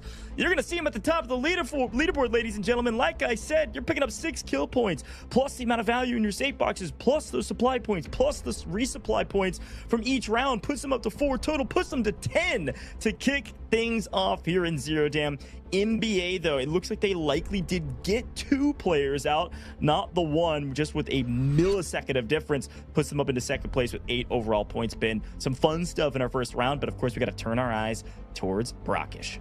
Yeah, Brakkesh coming up now. First Mandelbrick game. We also get airdrops in that as well, but first opportunity for our teams to pick up a brick, and that is the ultimate way to win today. Mandelbricks trump everything else. So score points are great, but you need to get those bricks as well. These are our operator choices. As you can see, some of those have been ticked off. Our players have selected some so far. You get 2 uses of each operator, and then if we get to game 7 today, that is going to reset. These are our popular operator choices for Brakkesh, by the way. Uluru, Toxic there coming in, and a little bit of a spawn prediction. You can see the prio spawns our teams can sometimes get, and then you have the 2 down at the bottom of the tower, and then the ones off in the corners of the old town there. Yeah, fun notes to talk about here, of course, is that Tier 1 spawns are to be closest to the Mandelbrick. The Mandelbrick spawns in Brakkesh in Museum, dead center of the map. Want to make sure you're playing for that, especially because there's a decoding station. Folks, we got another giveaway for you as per the usual. Here we go. Redeemable code about to appear on screen for the SR3M Combat Ready skin. When it pops up, type it in as fast as you can. Bang, there it is. Go redeem it in-game or at the official website for the SR3M Combat Ready skin. Limited redemptions, as per the usual. Only 25 of you can redeem this and get this skin. It's exclusive. Type it in quickly and get your typing fingers ready a little bit later in this competition where we may have some more giveaways for you. There it is on screen, redeem in-game or at the official website. Time for Brakkesh, though. Key notes about Brakkesh that maybe have changed since the last time you watched. Yes, there is a Mandelbrick on Brakkesh. Yes, it spawns at Museum. There's a decoding station right at Museum as well, but there's also an airdrop that will drop that or that M82. So we may have lost an in Zero Dam, but this time the team could earn it on and even use it on this map to try to secure this brick.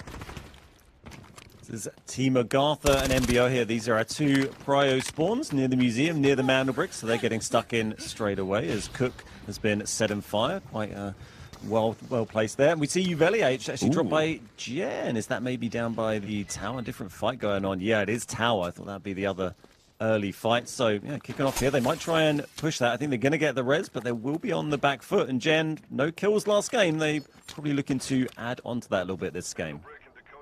Yeah, T1 spawns here, like you had mentioned, really important for MBO and AGARTHA. Quick look at our operator choices. I think a big call out right now for those that know ball is Tempest being utilized in round 2 by 2 teams. This is not unheard of. It just doesn't happen all that often. Genius and NBA both electing to play Tempest here, which means both of these 2 teams are going to be playing for the brick. You will see both these teams around this Mandelbrick trying to play for Decode. It would be a waste of Tempest if you're not going for the brick. With that in mind, you can see them on your screen now. Look at where Genius is rotated all the way to. Didn't Ben just talk about how they were down in the Tower of Babel? Yeah, they got a knock in Tower of Babel, and they sprinted this direction. Sometimes these operator comps can tell the story. Genius here to play for the brick. I can't believe they got here so quickly from where they were. Is impressive movement from Jen. You blink and you'll miss it. They've got themselves teed up right next to the building. No one's grabbed the brick yet. It is just sitting out the front of the museum still. It can be a tricky one to pick up. We've certainly seen some games where it's sat here for quite some time in a bit of a stalemate with no one being able to grab it. There's so many different angles that people can watch, that people can hit util. And yeah, you really have to kind of often see teams maybe in that situation waiting for the other teams to get a little distracted fighting each other, and then someone just sneakily dives in and grabs it. But yeah, just sitting there for the moment, plenty of time on the clock as a few of our teams are congregating around. That's MBO just down in the basement there, underneath the brick, just biding their time. And the other team that had gotten knocked earlier on the Tower of Babel was MBA, Mandelbrick Addiction, who is also running a Tempest. I'd expect to see them rotate up this direction at some point. Maybe, okay, well, Production's right on it. They got us. They've already left Tower of Babel. They're moving this way as well, but they're taking their time. With the brick not grabbed, no timer activated, and everybody knows it's not in a decoding station either. There's not really a rush, and I think they're feeling a bit of that presence that Genius left behind, getting shot unaware and losing one earlier. So gonna take their time when there doesn't feel like there's any rush. First airdrop should be preparing here in the next 20 seconds to begin to drop. That's the Omni, the M82, an important one to see where it lands.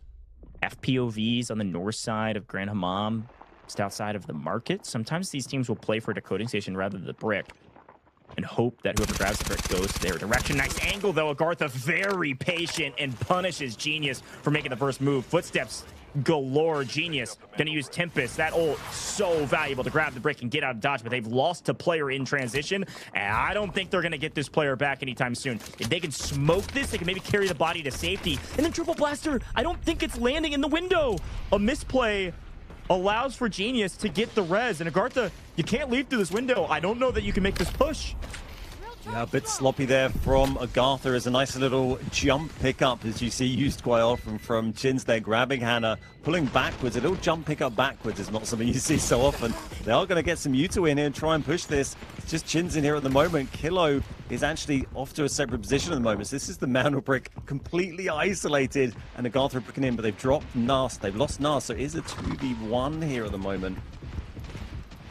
Yeah, this is a very interesting position for Genius to be in, and he feels the pressure, and he's going to reach out this like a psychopath. It doesn't go down, but there's the pinch. Genius Chin's able to trade one out, and AGARTHA down to a solo who's literally 1 HP in a dream.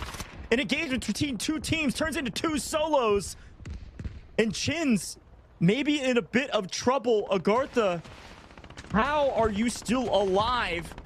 A trading of blows, but we swing over to FPOV, who's living up to their namesake. They're prone down on the ground while AGARTHA tries to figure out what to do. The Mandelbrick has been left at the top of this building, and Mandelbrick Addiction are going to come in and potentially just snag this brick with the Tempest ult and leave. Yeah, I think Jen did get wiped in the end there. I didn't see the final kill pop up on the feed. I'm not sure if maybe a util came in to pick up that final kill, or a delay, or the helicopter or something wild, but they did get wiped in the end there. AGT still on 1. They got their Raptor in here. We might see a bit of what was going on. This is Bane shooting at SkyT. Wow, nice hits there. And that was a Tempest. You can see them pinging back on the ropes there. Yeah, that is a good call out. We are getting official confirmation that Genius was full wiped. Also, Mandelbrick Addiction, I don't think they were able to grab the brick. It was maybe a couple milliseconds before it was SkyT there on Tempest was able to grab the brick and then get back to his team. But instead, gets cut down on Tempest ult and gets back to his roster. And they're going to have to try again when Tempest ult comes off cooldown.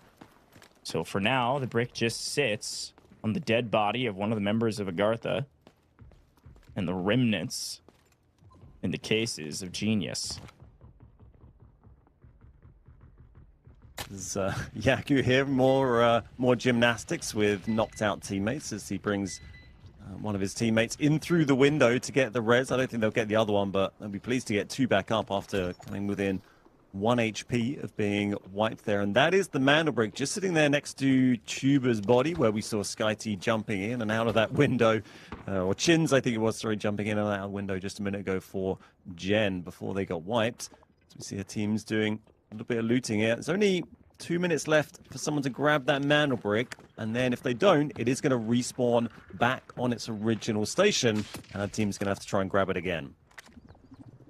Yeah, it's a 2-minute clock to grab it and get it to a decoding station, which, looking at the map right now, it may be a bit harder than it sounds, because the 2 closest decoding stations have... Raybull is so scared to grab this. Somebody's got to be looking at it, right? No. Okay. Everything's good. Fnatic going to be first to the now left behind brick, and Raybull has 80 seconds or so to get to a decoding station. What I was saying is that there's a team guarding one decoding station and a team guarding the other, but it was Fnatic guarding one of them. So Fnatic should be able to start this decode pretty easily, while in the meantime, FPOV, who were prone out on the ground trying to figure out what to do, they ended up picking up an and have a chance to get a little bit more value with this one, rather than what NBA was able to do in the first one. Definitely that AWM wasted in game 1 from MBO. Hopefully we'll see a bit more from FPOV. They certainly got a lot of kills in game 1, so I'd expect them to get involved with this fight. And I tell you something, I'm so happy to see the decode go here. You know, I like a museum decode as much as the next man, but we do see a lot of them, and I like a little slightly off kill to decode station. We see this one pop up from time to time. There's also one, I think, in a Sara camp we see very rarely. But this one, yeah, nice to pull our teams outside of that museum area. I think we see maybe slightly more interesting fights, in my opinion, coming into this area. So FNC controlling it well, getting the decode straight in, and they've got 3 minutes on that counter as well. So we see AGT shuffling around, everyone finding their positions to try and interrupt this decode. Yeah, good shout. See our boss being taken down right now. This is important for a couple reasons. Remember we talked about those lucky wooden sculptures. We can get them from the boss drop here. So another way for NBA to try to gain some advantages while they're not fighting around the Mandelbrick. Again, they do have a Tempest, so I would be blown away if they don't go maybe grab this loot and then go sprinting towards the decoding station and play for this brick. Fnatic are mostly free for now. And I'm right there with you, Ben. I really like this Western decoding station. I actually like it for the teams that's able to put it... Like, Fnatic's play right now in Fnatic's position is a really strong one. Your back is basically covered. You need to be looking back towards Museum. The danger with this decoding station is if you've got teams pinching you from north and south, you can kind of cover the east to west push. But if two teams both pinch you at the same time from north to south, that's where you get in deep trouble. But because this was so late in the decode, most teams have kind of cycled into mid-map. I think Fnatic are actually in a really good position. Yeah, 2 minutes on the timer does go pretty quickly. And we've seen a few games over the last few weeks where, you know, maybe with the exception of last weekend, where Mandelbricks would, you know, maybe not be pushed as much as you'd expecting. Teams are so nervous of that third party. The third party is so strong, and everyone would just leave it a little bit too late as the AWM nearly lines up a shot here.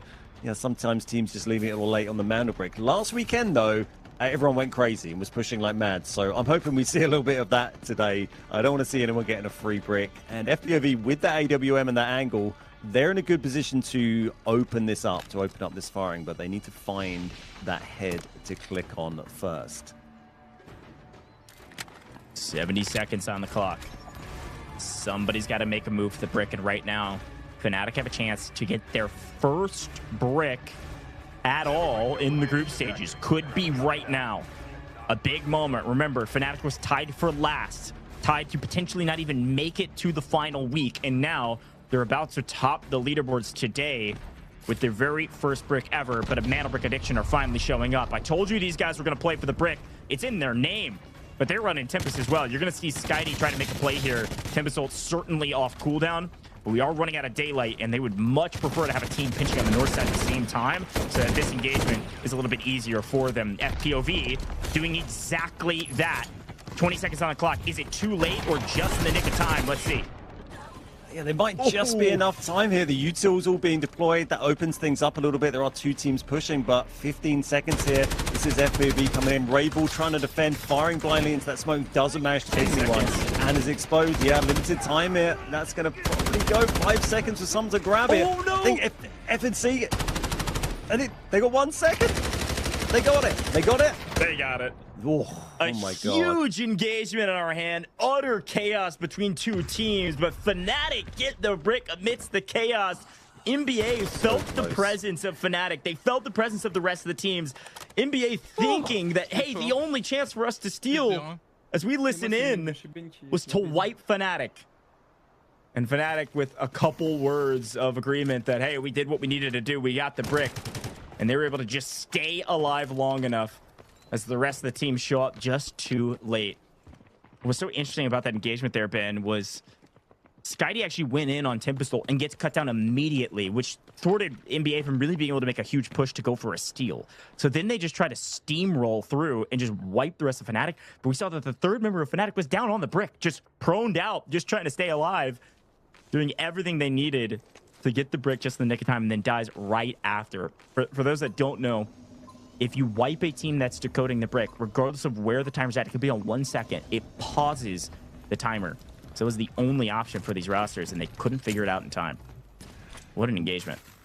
Yeah, and we've seen that happen so often throughout this tournament where, you know, a team has got wiped and it's paused it. You know, that timer doesn't keep counting once your team's dead. If your team dies, you can't get a Mandelbrick. So that's why my brain was trying to catch up with the action there as you're trying to see if the team has been wiped. I think Fnatic died about 1-2 seconds after that Mandelbrick actually got grabbed in the end. So they just played it perfectly. And, you know, you often see team, when they get down to those final 10, 15 seconds, they'll just throw someone on the brick. They just, you know, play your life, just get someone in there and just try and defend that with everything you got. And as you say, Fnatic now have their first Mandelbrick, and that is huge for them. They came into today joint bottom on the overall leaderboards, and Mandelbrick sets them up very well to get some decent points now.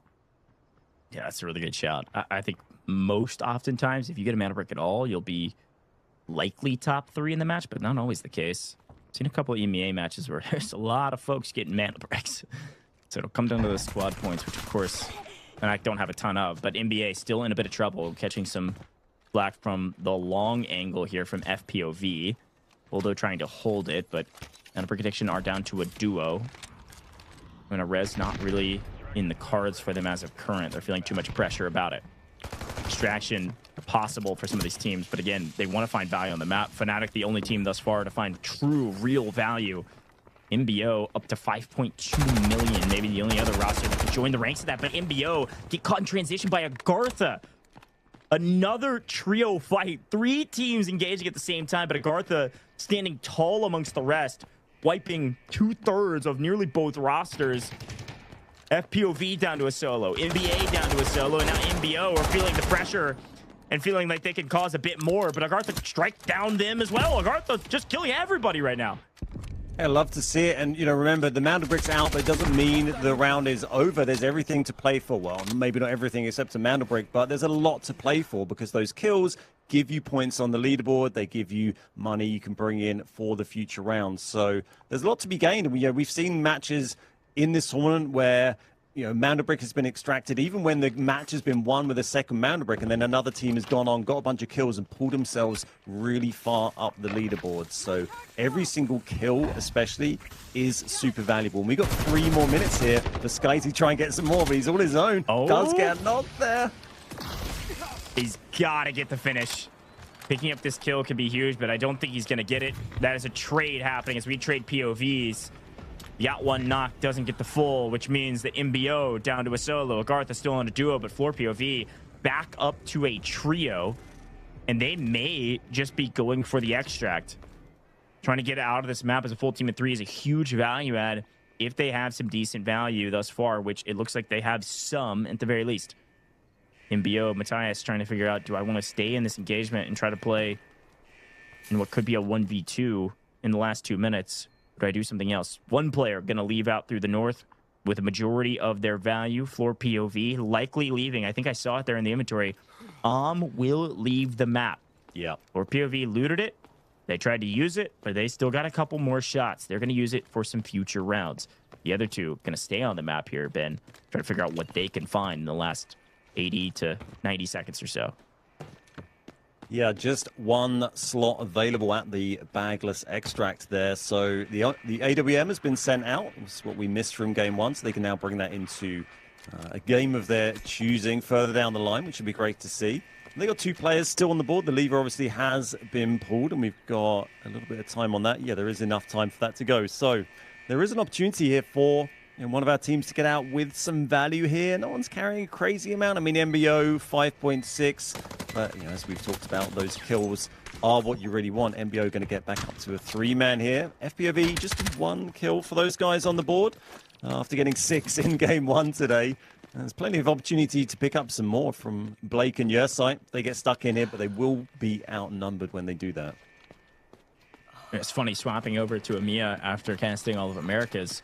I had to keep reminding myself of our group stage leaderboard because we've got Fnatic with the first brick, and we've got FPOV who have been slaying out the lobby. Folks, these 2 teams have a total of 5 points throughout all of our group stages games thus far in 3 matches. And these are our top 2 teams. But AGARTHA and MBO still left on the map, trying to get into an early engagement here. With 30 seconds on the clock, the first blood does go to AGARTHA. MBO going to pick up that player and get right back into the action. FLOORPOV trying to join as well. Another 3-team battle, one that FPOV is just trying to grab some extra points in the final 15 seconds. Yeah, it doesn't look like anyone's going to be able to stop AGARTHA getting their 2 remaining players out through the extract. Will we see anyone pick up a final kill? I don't think anyone's got time now to get a kill and a confirmation for a final point there. And that is going to be Team Fnatic taking a brick, and that is a huge result for them today. What an interesting map.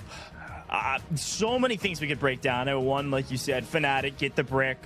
Very well done to just fortune favors the bold, just go for it, right? They just plant that brick immediately. They've got presence on the western side of the map, and everybody else is around mid-map, so they found themselves in a good position, and nobody was able to move fast enough. But at the end there, Why are we not seeing those two teams full send AGARTHA? You've got 10 seconds left. You might as well. You're not getting out either way. Yeah. Crazy stuff. But regardless, Fnatic, best team because they get the brick. They did end up finding 1 kill, which is nice. That's a kill point, plus another 800K, plus near $1 million that they were able to pick up on the map. So good job from these guys to find some value. But again, Mandelbricks are the first delineator on our leaderboard. They're the first thing anybody's ranked by. So regardless of any points, Fnatic going to be at the top. But it's AGARTHA that find themselves the big winner aside from the brick.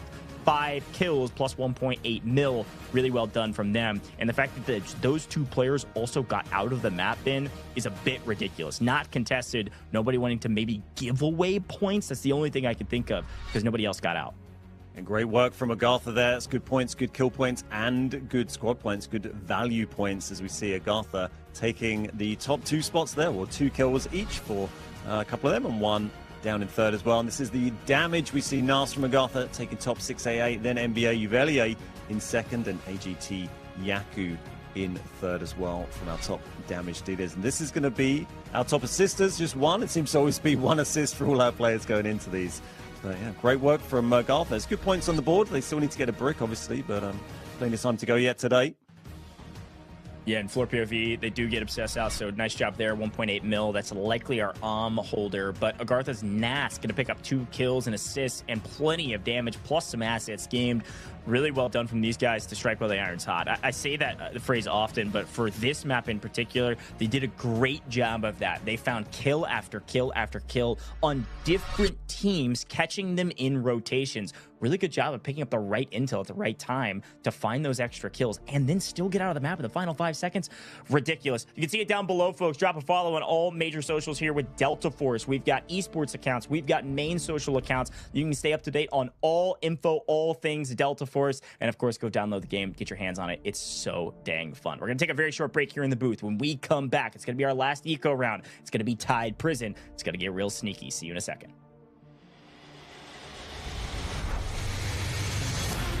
Members, now the odds are in their favor, 2v1. Everything getting spammed away, and MT getting a little solo. Hang on a second, NL. Look at that. It's an absolute sweat. This. And Ellis has got him over here. Lines him up, even to the shot. You're a nut. The last remaining 3 BOV. They find 2 instant knocks. And Elm's going to be hopping off of that.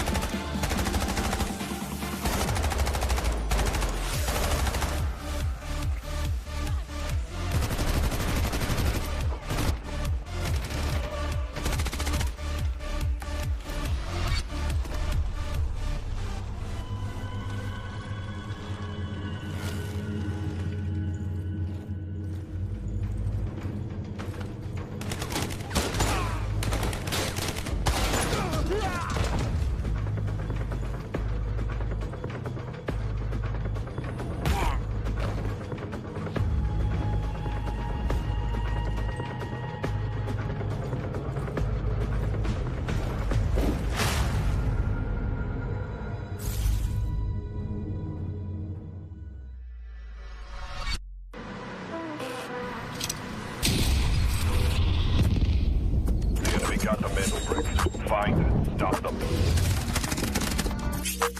Mandelbrick decoded. Nice work, operator. The time to strike is now.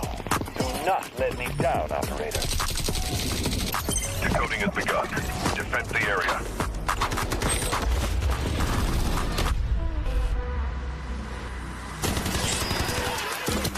Is about to take the first Mandelbrick of the tournament, and they're going to do it! What goes around, comes around.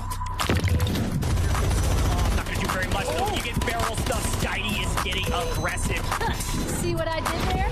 You ain't seen nothing yet. Let's knock them off their feet. So much damage, and there it is.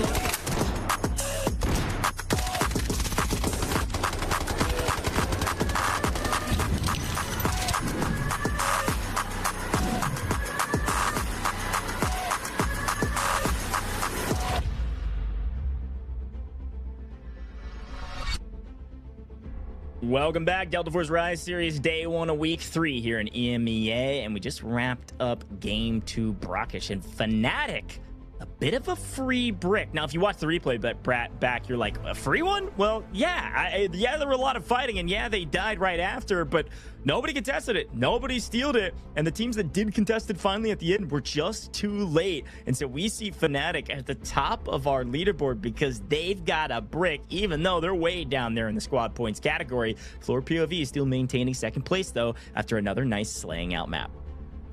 Yeah, and we've seen a lot of this throughout the event where teams have been getting a lot of kills but not securing bricks, and hopefully we're not going to see that again from FPOV. They got a lot of kills, and they need to add a brick to that like we've seen Team Fnatic do. But we're going to jump over to Tide Prison for game number 3. This is always an interesting one for operator picks. We've seen a few double Nox picks. I wouldn't be surprised to see that come in again.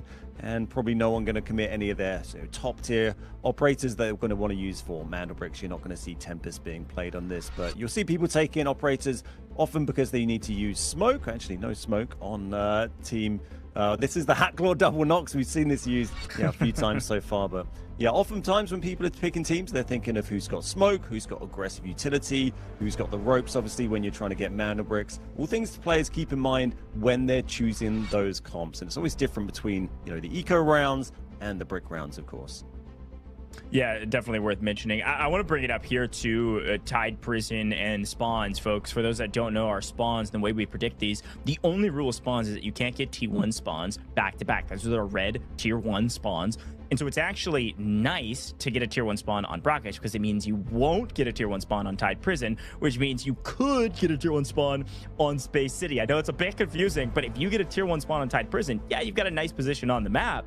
But it means you won't have Tier 1 spawn going into our next Mandelbrick round, which is arguably much more important. So something to keep your eyes out for going into this one. But Tide Prison, there are some important things on the map, let alone that you need to just go wipe the lobby and hopefully get some kills so you can get your money up as well as your points.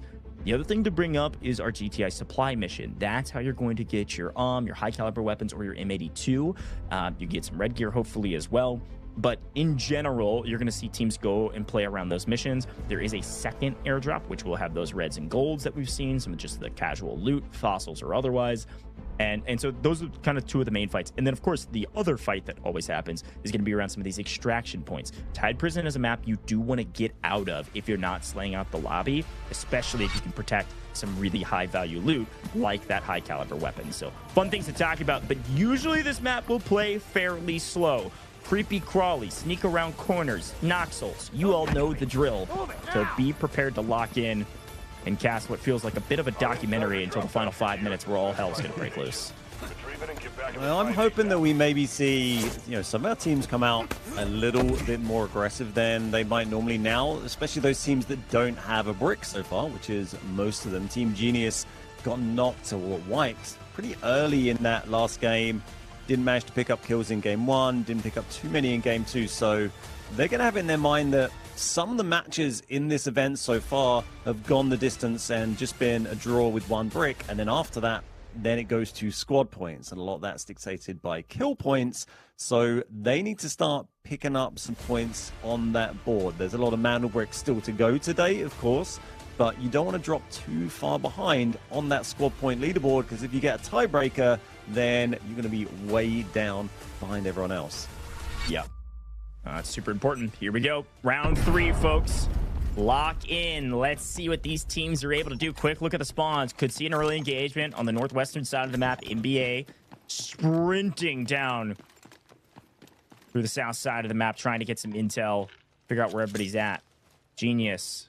Southeast. Potentially going to be engaging here with FPOV around the mission on the south side Wardens.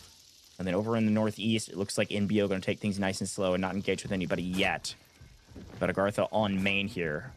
Upper, middle, north side of the map. Looking just for a bit of intel and hopefully a bit of loot.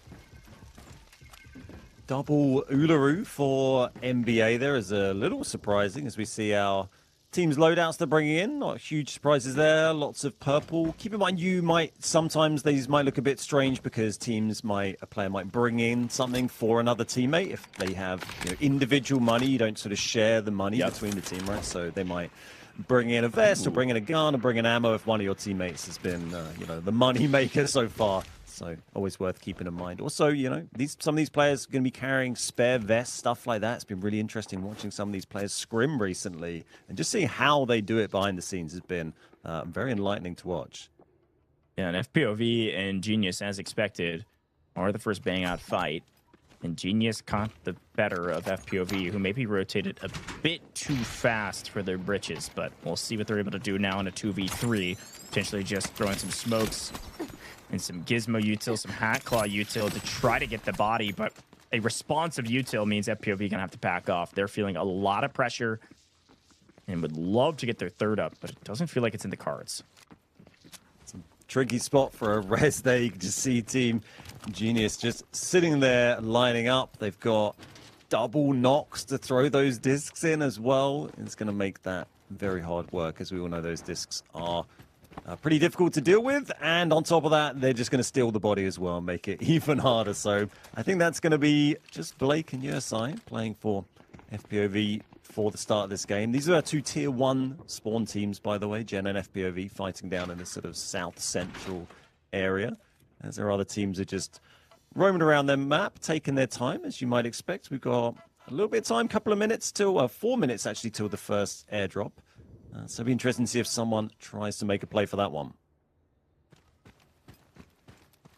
Definitely possible.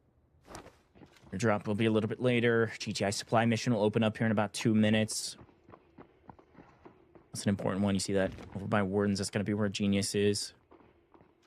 Otherwise, it looks like AGARTHA's got some intel that MBO is in the area.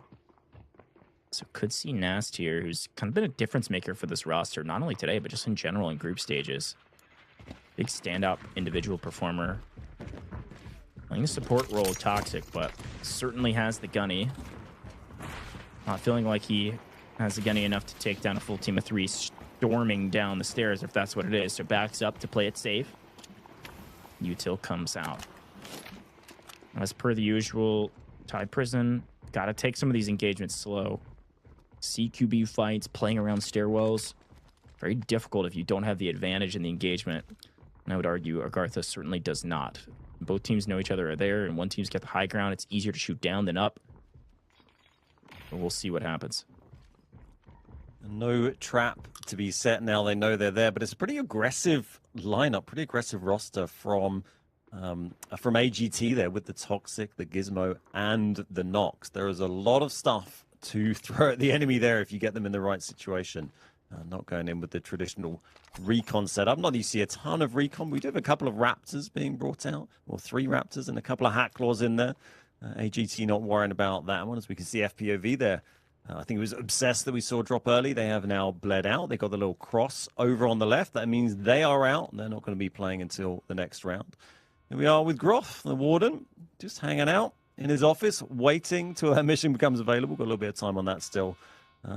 Keep an eye on Kilo here with the AS Val. A lot of Vals being run. It's a great gun at this kind of range. Close engagements in prison.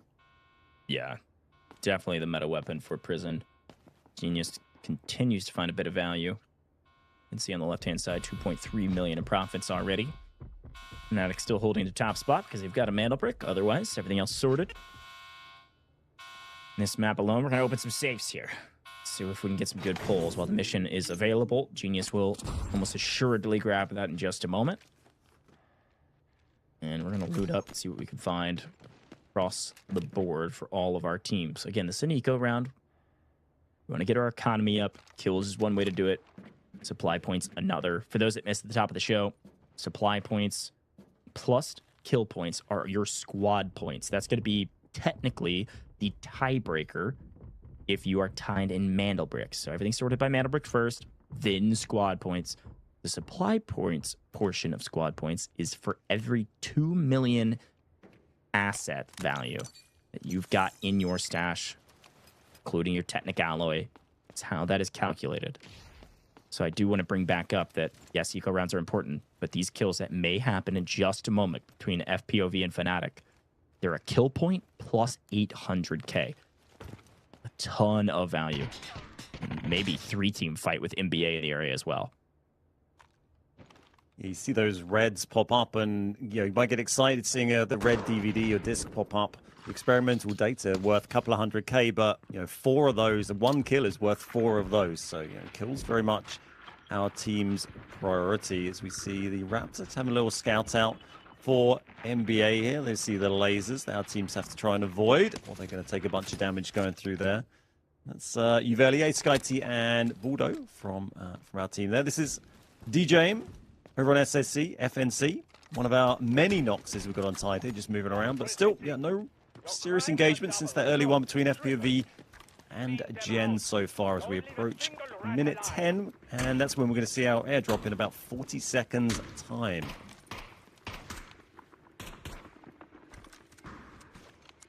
Airdrop will begin to land.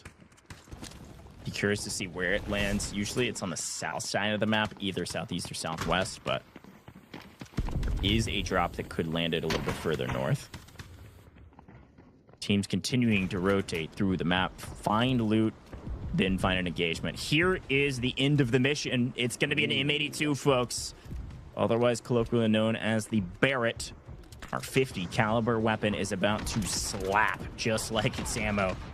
Let's see what it can find on the map. Yeah, that's him with AGT grabbed that one in the end, and you think they could be looking to, well, you either want to get that out of the map and use it next game, or you want to kill a bunch of players with it. There can't be a middle ground there. You need to commit to one of those two options, so hopefully we'll see them make the right choice. By the way, if you're wondering when the safe was open, that what if one of these guys managed to pull a Pearl of the Ocean or an HOA and get a ridiculous amount of score points, those incredibly high value items aren't in these servers, so you can't sort of get insanely lucky and get 30 score points from pulling one item. But there's plenty of big reds you can pull that can get you a very nice amount of money, but none of our teams have anything crazy at the moment, right? Nearly 4 mil for Gen. Everyone else pretty low. It's not been some of the other matches we've had so far this event. There was one that I think Vivid was doing with Toby where we saw reinforced carbon fiber, I think, popped up 3 times in one match. Uh-oh, big engagement here. NBA finally finding some value on the map. Slowly creeping and crawling around this map means that they sneakily pick up Yaku there from AGARTHA, who just picked up the team M82. Again, I was a bit surprised to not see Genius pick up the mission and then pick up the M82, but it's actually AGARTHA that was able to sneak in and grab that. So nice job from them to prioritize that mission, prioritize getting some value on the map. We'll see if they're either able to use that value to help save their team here in a 2v3, which may turn into a lot more if they're not careful, or elect to try to get out with it. The Gizmo util is landing, which will give AGARTHA just a moment to do a little leapfrogging and bring the body to a bit of safety. Uvelier not happy about that one, but Gizmo is such a funny operator because it's one of those that when he first dropped, not a lot of folks were thinking about him in regards to the esports scene. So valuable for moments like this, so valuable for moments around the brick. Netting somebody can be the difference maker in you winning and losing the engagement, but MBO almost lose one as FNC is able to break out the net quickly and are going to take this engagement. Chow 1, maybe Chow 2. No, don't get 2, but able to trade 1 out. Where's your team, though? As a solo, Dejaim able to only take down 1, but still in a great position. That Ego Chow catching MBO by surprise. Super aggressive there. I think all 3 of them were in the room at the time. Still managed to pick one up. It's pretty good going from Dejim there. Does have to back up in the end. This is the enter drop. There we go. This is Rainbow picking up a great one, but a drop back. And Matthias dropping MBO. Dropping like flies here. Just one left. Just knocks. It's Cook and on very low HP. MBO with a great play to trade 1 out, but just gonna lose the numbers game there. Oh, and gets shot from up on high. Here's the problem with Tide Prison, man. There's so many of these tiny, sneaky angles, and AGARTHA just barely sniffed him out down below. Hearing all the gunshots, everybody looking to get involved in it because they want to find some value on Tide Prison. Here's where you get your eco, folks. It's time to find your kills. Genius feeling like they're under pressure and under fire as they drop down, trying to play these stairs effectively to stay alive. And with Fnatic only as a team of 2, they can't afford to overextend here when they can just back up and go get the res on their teammate. Or can they? Kilo read this, immediately rotates around the backside, trying to prevent this res, and Fnatic's still in deep trouble. Such a tough place to fight here. There's so many levels, so many angles, these tiny little rooms. You often see our players sitting in and holding those angles. So does look like Gen have managed to block that res. They blocked that body and looting away. But good initial defense there from Fnatic when they got pushed by Gen. They got good util onto them, dropped their health, pushed away the first push, but in the second reposition from Gen as they came up near the body there, just kind of blocked that one off as we join them. Still 3 up, just the 1 kill on the board for Gen as we see our airdrop. This is one that's just sitting over on the west side outside. Looks like it's going to be FPOV. Going to get access to that. They're just going to go up the zip here and move around and grab that pretty uncontested. Pretty much the only team on this side of the map, actually. Yeah, that's exactly right. And again, this airdrop is going to yield hopefully some nice loot. Let's see. FPOV alone as a duo after they lost 1. See what they can find. Some tequila, not too much. Some champagne, a lot of alcohol this time around. A lot of alcohol this time around. But a mantle and cup, not too great, frankly. I know we love seeing reds. I know we love seeing some champagne, and that is celebratory in many maps, especially in pubs. But here in the esports server, 2 million supply points, or 2 million in stash value gets you a single supply point. So not even getting 1 point out of that airdrop. It's not great, but we'll take free loot when we can get it. Yeah, 300k, 2 slots, 150k a slot in your safe box. It's not a huge amount, but we all like to see a red. This is Gen moving 3. Gen actually up to 6 mil now, so, you know, if they manage to convert that all into squad points, that is 3 points, but it is kills they're going to want to get. They're very capable of doing it. We haven't seen a ton of that yet today. We have certainly seen that in previous rounds. Hannah getting 23, I think, before today. Kilo and Chins were on 20 each going into the tournament today. So yeah, there's definite potential there, but they've not really got that ball rolling yet. EMEA, the only team full wiped thus far. Some decent engagements across the board, actually, with Gizmo Util landing. AGARTHA was a bit closer. They're actually going to full swing, and they red Skydie immediately. Yaku with an unreal chow over the top. He was on a heady, too. Was still able to cut him down and get the cleanup. AGARTHA are shooting right now.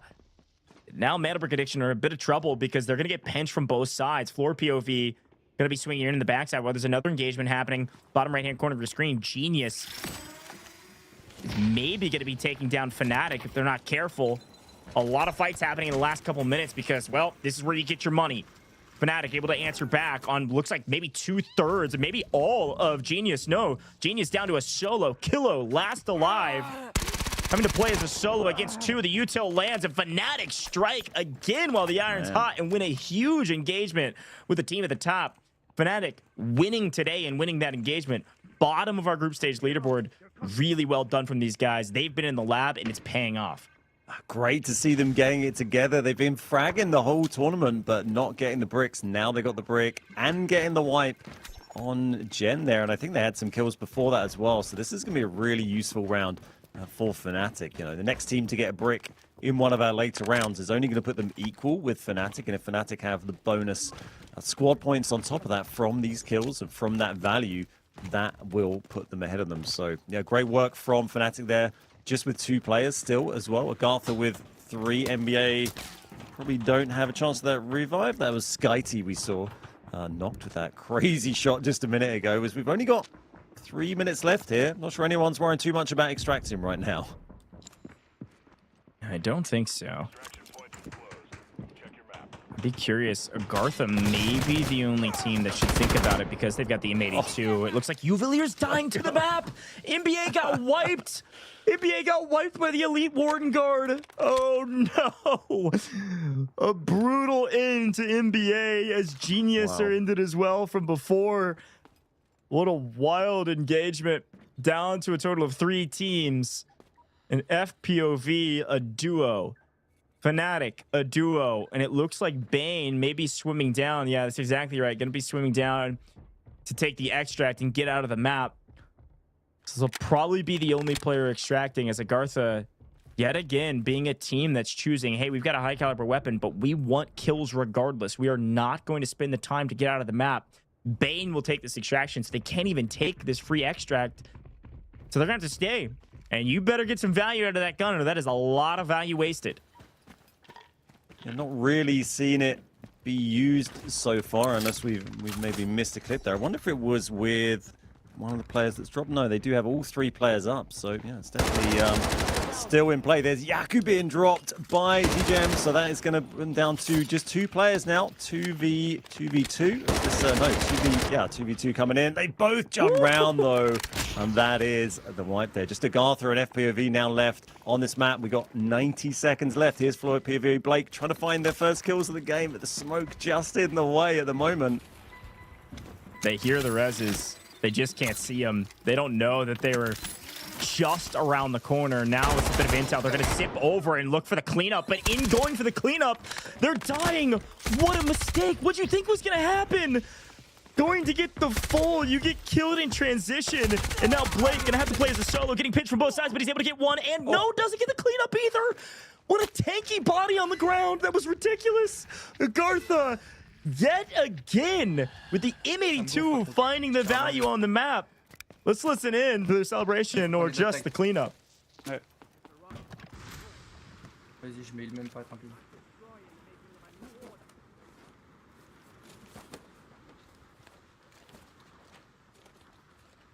Si on prend le doctac de Yaku. Je pense que ça marche pas. Attends, je crois que je vais les prendre studio. Et attends, tu l'as tué où le mec? Il est en bas. Ah, mais je suis à droite. Il y a celui tout au fond là-bas. Ouais, vas-y. Wow, great play from AGARTHA in there. Twice FPOV went for the flushes there to try and get the kills confirmed. Just desperate to grab those points. The first one, bit of a mistake there, ended up taking the knock. And then the last one, so close to getting it, but a great little save from AGT. That gives them 6 kills, I think, for this round, which is huge points. They're lacking a Mandelbrick, but great result in the end there for AGT. It shows the value of, you know, trying to get those last kills. Always keep fighting, always keep trying to get those kills, and you might find yourself with a bunch of points. 2 little points they got right at the end there. Yeah, I'm gonna be honest. AGARTHA got away with murder there. That was a tough engagement for them to find real value in, at least I thought. And then a couple mistakes from their opponents. They're able to capitalize on it, and it all paid off. Again, was criticizing them for not getting out the M82 and using it on a Mandelbrick round, but these kill points, these squad points in total, they are valuable. And as much as that weapon is nice to have, getting some value with it on the map is still a decent value add on our leaderboard. But Fnatic gonna be the best team again because they pick up another 6 kill points on an eco round. They did this in the first round and they're doing it in the 3rd round. Fnatic picking up 6 total kill points when they're already the team at the top. My goodness, what a win for these guys when they desperately needed it. They're gonna be in a great position on our leaderboard, yes, with the brick, but also with squad points now. Very strong there. 2 teams getting 6 kills. AGARTHA and Fnatic basically controlling that whole lobby in terms of kills. That's big points for both of them, but especially important for Fnatic as we see Tajim here with 4 kills taking top of the leaderboard, but an impressive 2 from Tuber on AGT and Yaku for AGT there. Not surprising to see DJ up here. Nearly double the damage of 2nd place for DJ from FNC, and then Tuber and Bane, FNC and AGT making up 2nd and 3rd there. Yeah, and then we can take a look at the assists coming in for, yes, Fnatic's Bane, but also Nas and Jame, by the way, is how that's pronounced. I've been seeing it in the chat. They've been helping me out. Jame. Y'all can tell me if I got it right this time, all right? Listen, some of these are difficult, so I appreciate chat helping us out. But Bane also finding some nice assets from Fnatic. That's 2 million in total. Boldo still able to put up 1.1 for NBA in the safe box. So overall, great job from some of these gentlemen for just getting some assets on the map. But it's going to be Bane with 2 kills, 3 assists, plenty of damage, and 2 million assets. Makes a ton of sense to me. Yeah, 100%, and just an all-round great performance from FNC there. It's been great to see they've been doing well today, and that's going to set them up nicely as we go into Game 4. We're going to be jumping over to Space City as we begin our Mandelbrick Chaos. A few games coming up. They're all going to have Mandelbricks, and they probably all going to be on Space. Depends if we go to Game 7. You can end up on a different map for that final match. That's exactly right, folks. You can see it down below. Drop a follow on all major socials here with Delta Force. We've got Delta Force Esports accounts and, of course, the traditional accounts, which will get you all the things that you need to know about, yes, seasonal updates, but also the Delta Force Rise series. Also, if you're on our official Twitch channel, you can scroll down a little bit. Twitch panels down there. America's EMEA. Click one of those. You'll see schedule and everything you need to know with our official Delta Force Rise series website. We're going to head to a very short break, and like Ben said, it's going to be Space City till we're done or we get to map 7. Right around the corner, folks. Gonna take a short break here in the booth.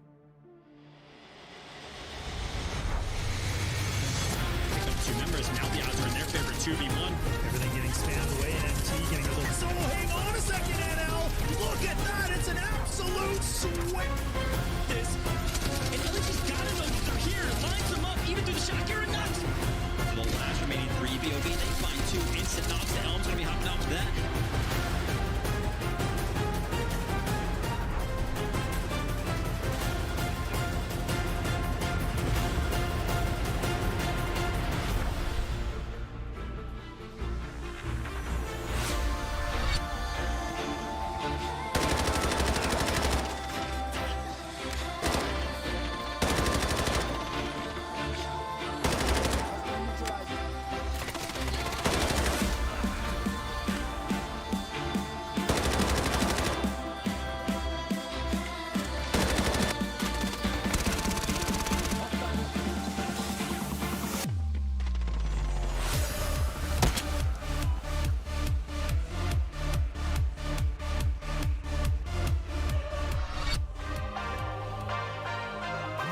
Well, I'm SkyT, I'm the captain for NBA team.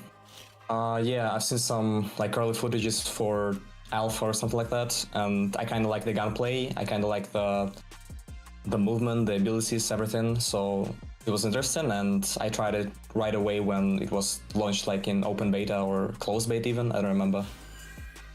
I'm playing with Juveler and Boulder. Juveler is more like a support, kinda. He's playing on smokes usually, and Boulder is playing mostly on operators with utility, and he's more like an anchor. He's defending Mandelbricks. He's trying to support me when I'm trying to kill. With his util, he's throwing like lure mollies to finish them off and stuff like that. I think over time we're pretty much tried to be more flexible. We started to try new stuff. We are not only strictly playing for Mandelbricks now, I think. We're trying to also learn how to play for points, try to be more flexible. But we still think that it's possible to force Mandelbricks, and I think it's the most important task. But if you try to combine both play styles and just like depends on situation in the game, play differently, I think it's perfect for us. And that's what we're trying to do and what we try to do over all this time. I think we're always trying to be on the same page, and we're trying to support each other, like when we try to execute something in-game or outside of the game. We're always trying to do everything together, think about everything together, create some stuff together, and I think it's very important for this game because I think it's like very team-based. Yeah, we have some small tricks, some like different strats. Like I said before, we're kind of innovative with new stuff, so yeah, I'm excited to wait and see how it's gonna work against like good teams.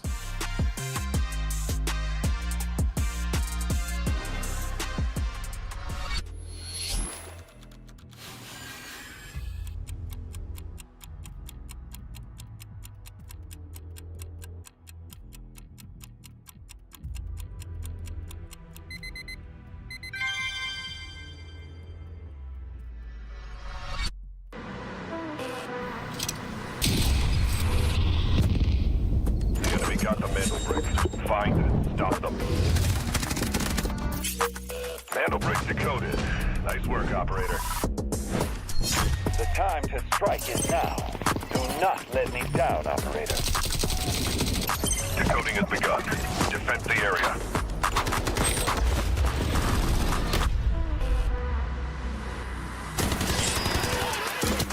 Is about to take the first Mandelbrick of the tournament, and they're going to do it! What goes around, comes around. Oh,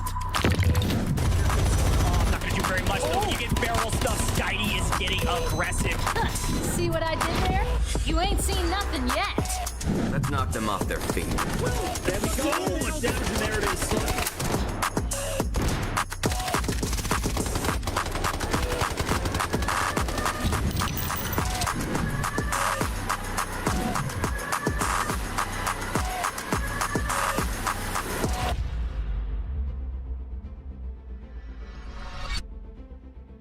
Welcome back, Delta Force Rise Series, day 1 of week 3 here with EMEA. Group C and D have frankly kicked off with a pretty big bang in the first 3 rounds. As we move to Space City, it's going to be Fnatic, who's at the bottom of our group stage leaderboard, has made their way to the top today. Fnatic set up well to do well in today's competition bin. They've got a Mandelbrick. They picked up a big last map.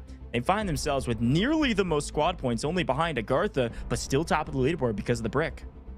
Yeah, that brick's going to be huge for them, but just overall been a great display from Fnatic so far. AGARTHA also been strong, 20 squad points, the highest squad points, but they will need to get a brick to get ahead, or at least equal to Fnatic on that leaderboard. Quite tight between those teams there in squad points, but number 1 and Genius just a little bit behind there. But we have seen some huge swings, particularly on Space City. If you end up getting a brick and wiping the lobby, I'm not saying that's easy, but we have seen that happen. When it happens early enough for them to get a full extract, they can take out a huge amount of value, get yourself 5 or 6 kills, suddenly your squad points goes through the roof. And we've seen Team Genius do exactly that in previous events.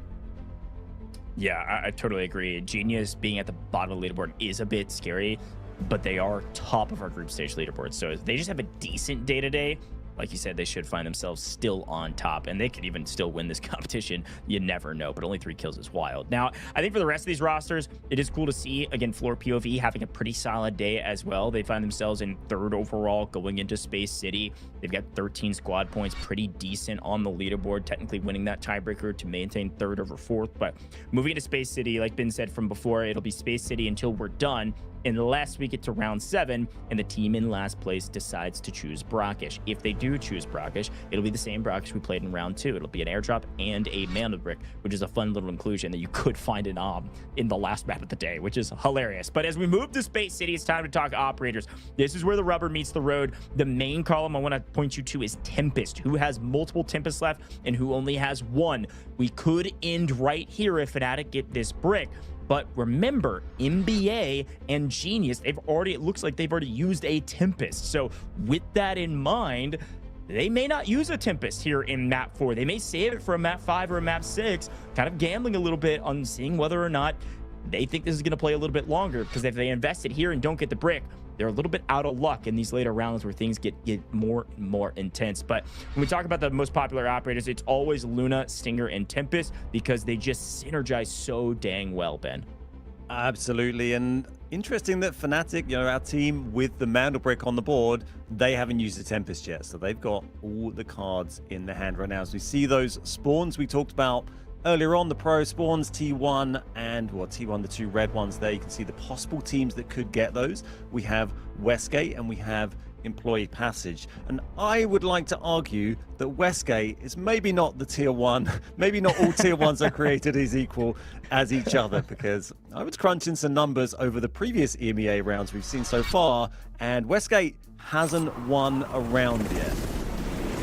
Yeah, I'm going to be honest. Westgate is brutal. You know you can get shot in the back from a dormitory spawn. You know you got to just hope you don't get hit by a dart across the board. But, folks, we got another giveaway for you as we move into round 4. It's on your screen right now. Redeemable code for 1,000 Delta tickets. Type it in. 15 redemptions. That's all we've got. Redeem it as quickly as possible before they're all gone. They might already be gone if you're not typing fast enough. Type in this code in the in-game or on the official website to enter in and hopefully get your 1,000 Delta tickets. Thanks for joining us today. This is our way of rewarding you just for tuning in and being active in the chat and being active in typing in your codes. So congratulations to our 15, whoever you are, if it's already gone, and maybe you could be 15th if you type it in right this second.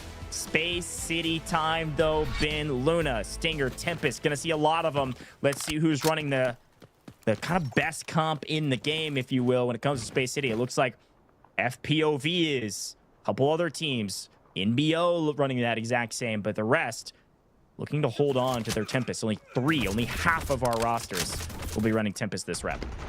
Fnatic choosing not to bring in a Tempest as they lose one on the way in. Yeah, we see this happen so often, and Gen are going to push that super hard, especially knowing that Fnatic, you know, a team with a Mandelbrick on the board as well. And yeah, just we were talking about this push in, you always see this happen. You know, the team from Dormitory, they will be watching that. They know where to fire their util, but looks like they've picked up the body to move back. Going to try and defend that. And, you know, Gen have got to be careful. They want to take advantage of the situation, but we've also seen them make a couple of little mistakes and drop out early in a couple of matches over the tournament so far.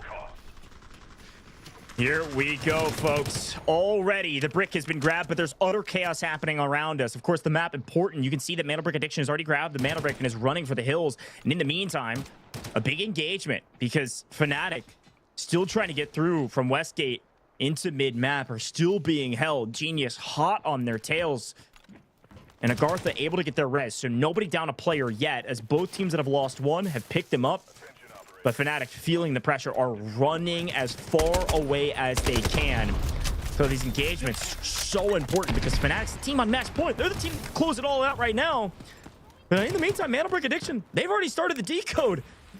We're already on the map getting this Mandelbrick going, and these teams are fighting outside of the Mandelbrick spawn location, outside of the decoding station. This is great news for Mandelbrick Addiction. I'm not sure I've ever seen everything happen so suddenly and fast at the start of a Space City game, as we see another knock coming across on the half of AGT versus Fnatic there. They played well to get that revive after getting hit early by Gen as they're coming through Westgate. Well, they have lost another one here. This is AGARTHA coming in from the other angle here. They might find themselves pinched. No, Gen have moved away into buoyancy, so it is a fair fight here, but AGARTHA have the numbers. And as Gotaga was just saying, Team NBA, while all that was going on, they ran in the middle there. I think they had a quick engagement with AGARTHA, maybe picked a knock there, grabbed that brick, and they've got it straight on the decode station. And they actually came down from Central Command, which I think is one of the strongest spawns you can get. We often see teams get right onto that brick quickly with the Central Command spawn, move across the zips, get in the middle there. Yeah, they also take down a member of Genius as they're holding brick, so far, great things from Mandelbrick Addiction. As AGARTHA pushing up. Fnatic have read them immediately. Luckily, some bulletproof glass able to keep Raid Bull alive only by the hair on his chinny chin chin. 1 HP in a dream, but enough damage that AGARTHA are going to slow down and not sell. Hoping to push Fnatic and wipe all of them. Mandelbrick Addiction could have a crazy angle here. It's such a nasty angle. This isn't even their fight. They're defending the Mandelbrick, but always looking for opportunities. And I'm not sure Raid Bull will be super aware of that. Oh, no, he's going to take the shots on AGARTHA, and that is going to even up that fight, too. Actually, they've lost another one. So AGARTHA now down to 1. Suddenly, Fnatic have the numbers in that, but there's all sorts of other teams looking over and taking an interest. And this is going to be Yaku on low HP here, coming under a lot of pressure. I'm not sure he wants to stand up there. This is, again, best case scenario for Mandelbrick Addiction. They're all fighting off brick. So for the last 2.5 minutes, nobody's contested the brick at all. But here comes FPOV, thinking that they could slow roll up onto MBO, Timbersault or otherwise. Gets surprised, and maybe surprises MBO enough to where they don't feel like they can chow this. Yes, he's a solo. Front fragging, kind of playing aggressive for his team, but his team is there to back him up from these long angles. Now they're going to back up down ramp. Again, this is not the same side as the brick. Mandelbrick Addiction are going to get this brick for free if somebody doesn't change their mode of attack.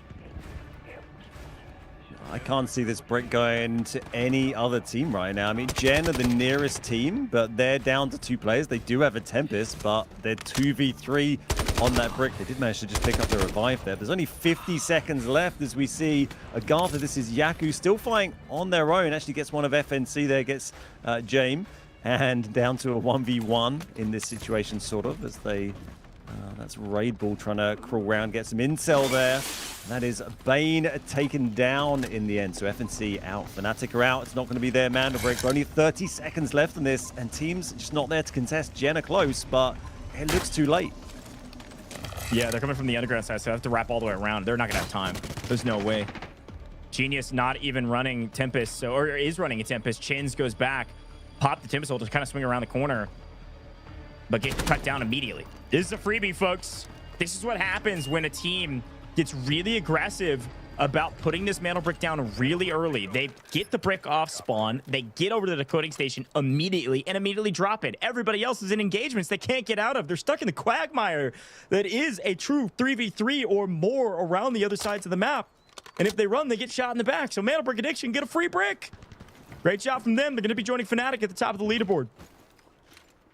12 minutes still on the clock after that Mandelbrick decode. That is wild. They got that decoded so fast. And NBA, we haven't really talked about them too much today. We saw, SkyT picking up some good kills earlier, but maybe have been, a little bit off the radar. But they came into this fifth in the overall leaderboards at the start today. So grabbing a Mandelbrick, get themselves up there. They've got good squad points on the board now as well. That's going to play really well. They've got 4 kills as well also this game. That was the wipe on, they picked up on FNC, I guess. Yeah, they've got some heads popped there. Yeah, they kind of just had some nice long angles while they were protecting the bricks. So they were able to pick up a couple kills, which is super interesting. But, something else worth briefly shouting out. Not often do I say this, that being the dormitory team and being able to contest Fnatic, like Genius was able to, actually hurt them. They got stuck in that fight for too long. I mean, look at it. Genius has used... They used Tempest in Brakkesh. They're out of Tempest, and they did not use it to great effect. Here's an angle that Skydie was able to find from distance. As Bane frustrated about that one, not expecting somebody from ramp, even though they know that the Mandelbrick team is over here. They can see where the decoding station is. Just a nice angle from Skydie.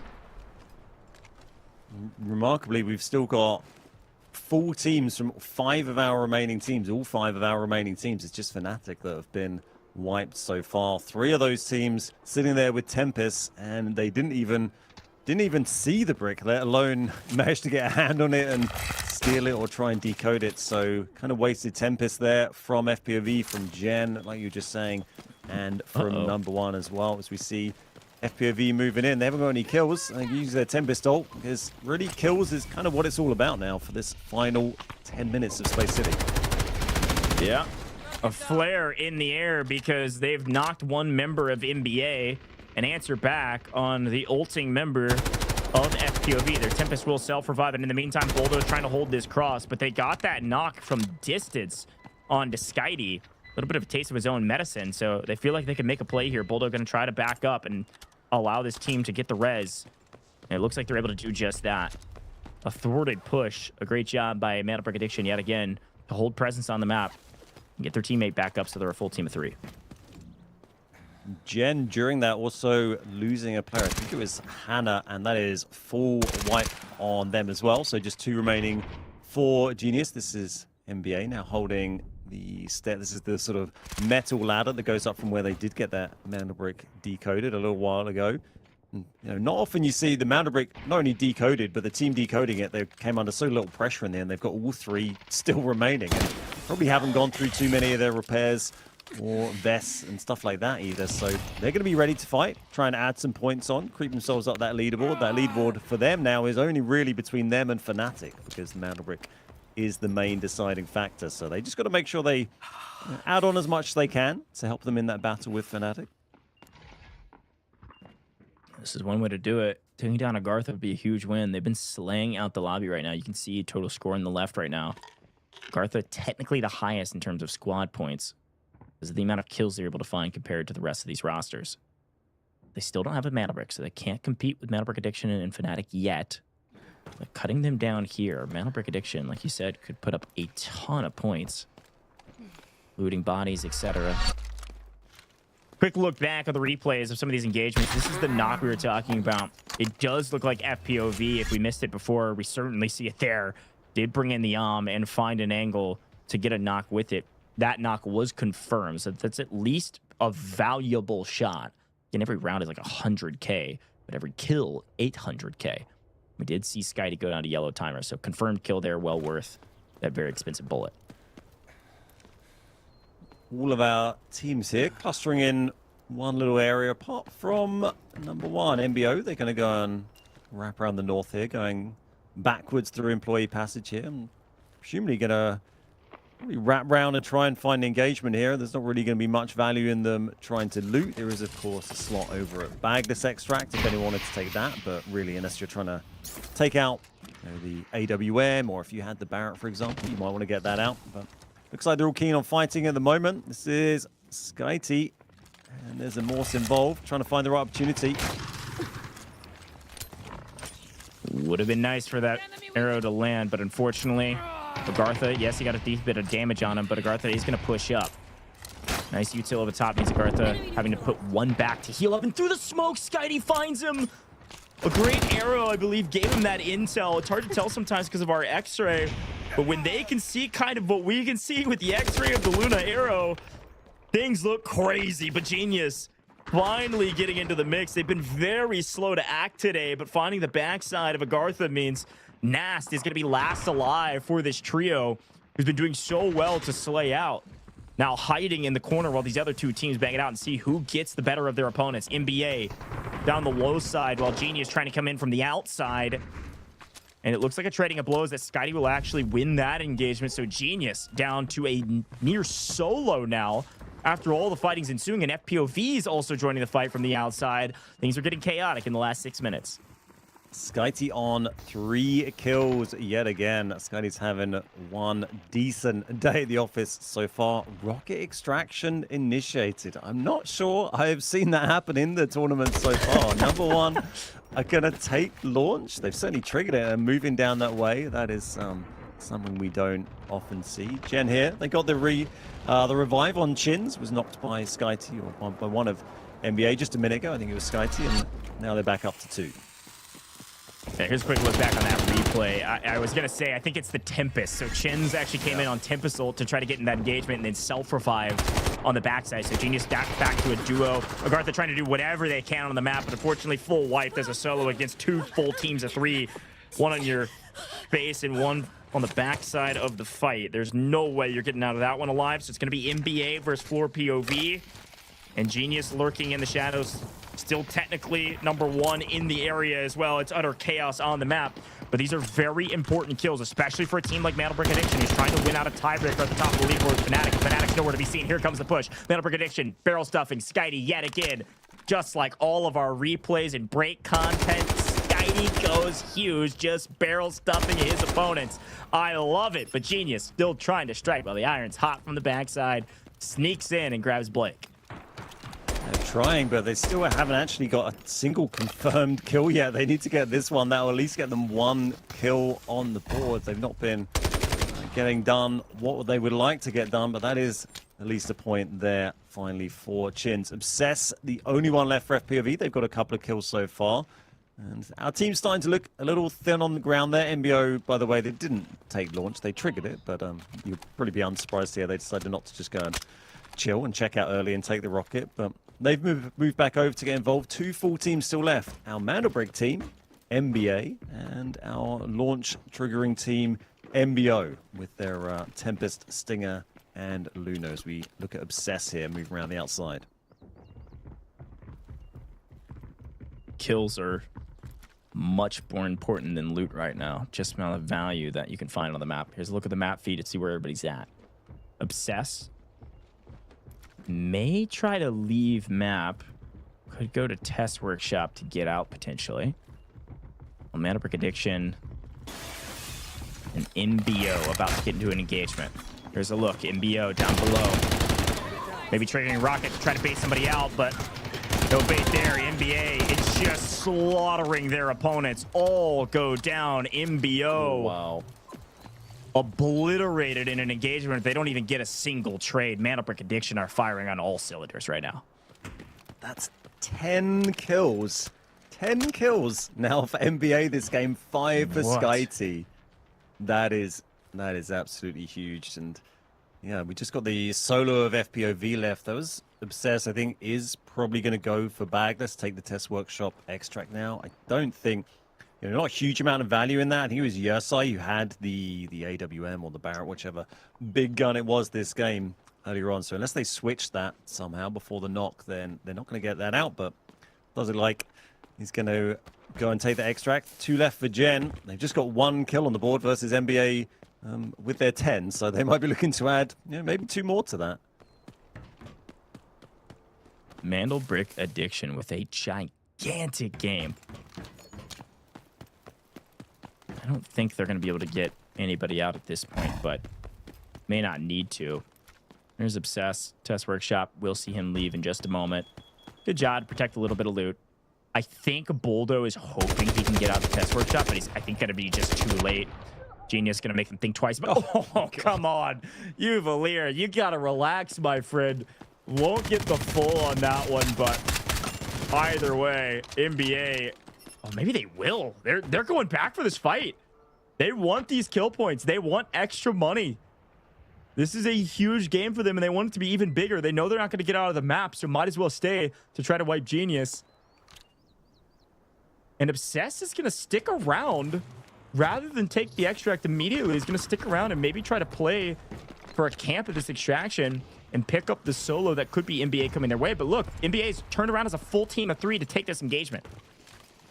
I just loved seeing the second on the minimap that you saw NBA pick up that knock. All 3 of them instantly spun around, started charging back this way.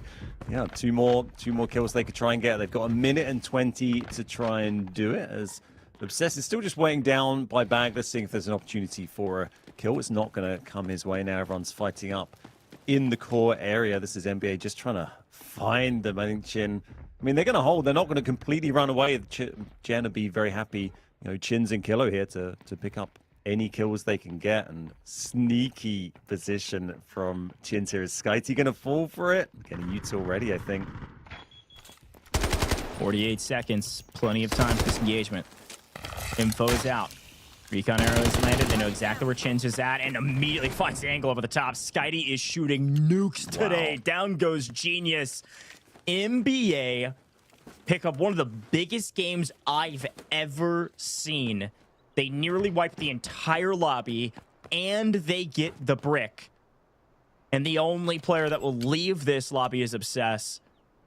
What a wild map for Mandelbrick Addiction. I think 12 kills. I think they've managed to pick up there. 6 for Skyty. Yeah, 12. I mean, there's only 15 enemy players in the lobby. Obviously, you can get points, and someone can get revived after being fooled. But they're having a bit of fun with their recently acquired AWM. Wow, what a huge game from NBA there. I mean, unbelievable, folks. They got the Mandelbrick. Can I remind you of that? They also pick up 12 kills. 12 kill points. Just in Technic Alloy alone that they earned from the kills, that is another 9.6 million in assets going straight to the bank. That's another 4 supply points just from the kills alone, let alone what's in their safe boxes. And with the resupply that they get, holy cow, it's going to be at least another 5 supply points. That is a gigantic game for Mandelbrick Addiction. A huge boon for them to win out on some tiebreakers at the top of the leaderboard against Fnatic and set themselves up to, at the minimum, probably take second place if things go catastrophically wrong in the next couple rounds. I think the only silver lining is that at least they didn't get out of the map and they leave some of that gold armor on map. I mean, that's about all you can say. Just think of the, they get so much money from those kills as well. Those kill points are banked on the leaderboard. Your squad points can go up or down, depends how much money you want to spend, what you want to reinvest. But those kill points, they're there, they don't disappear. So now they've got a lot of money they can play with as they go into these other games. And yeah, remember, they didn't even use a Tempest in that game to get the Mandelbrick. They just charged in there from Central Command, from a tier 2 spawn, or maybe a tier 1.5 spawn, and run in there, got that brick, got it on the decode, and uncontested. Our second uncontested brick of the day. I think it's a really good call out from you, because the exact opposite is true of Genius. Genius came in with their second Tempest. It was NBA and Genius that used their Tempest on Brakkesh round 2. And Genius elected to use their Tempest on round 4 as well. They weren't waiting for anybody. They kind of get stuck in this weird engagement with Fnatic around Westgate, which allows Mandelbrick Addiction to get the brick for free. Mandelbrick Addiction didn't use their Tempest, so they still have a Tempest in the next round that they can utilize, whereas Genius does not. There it is, officially over 3,000 damage. A Mandelbrick, 12 kill points, and 1.5 in assets gained, not including the assets they get, which is 9.6 million from the kills alone. This is an unbelievable map. These guys are special, and as I said before, this is one of the highest Kim teams on the map. But when you get a brick for free, your confidence goes sky high. The rest of the map nearly doesn't matter, so if you can make anything out of it, that's a great thing. And they made everything out of it. 12 kills is a ridiculous feat. The closest to them was AGARTHA with only 1 team wipe to their name, 3 total kills. AGARTHA still having sizable squad points at the end of this one, but EMEA will be at the top of every leaderboard that you can think of after a round like that. Absolutely no surprises there. Seeing that 6-3-3, another top kill for Skyty. 6 is absolutely huge for anyone to get in this kind of event. 1.5k damage individually from Skyty there. I mean, that's probably more than most of the other teams did combined, I should think, by a long shot. This is the assists as well. NBA picking up all of those, continuing their clean sweep. I mean, maybe someone has a chance of beating them in assets. Probably not, unless Obsessed managed to sneak out something nice through Bagless. Oh my god, and there we go. Hannah managed to just creep in the bottom there with 500k safe box. But, wow, dominant display from NBA. And unsurprisingly, a second MVP of the day, I think, for Skyty, grabbing 6. Huge game. Yeah, a gigantic game. And for those that know ball, you know that these guys have been playing together for a long time. I casted over them in person in Hangzhou over a year ago. Same team that made the international LAN. Wild stuff there. NBA finally showing what they're able to do here on main stage. They were a mid-pack team, and today they are the top dogs. Woo, all right. Well, we got to get some water as we go into the next Space City maps. Map 5 could be the last map of the day if Fnatic and NBA have anything to say about it, folks. You're not going to want to miss likely another banger map here in EMEA. We're going to take a short break here in the booth. It could be the last one. Don't miss it.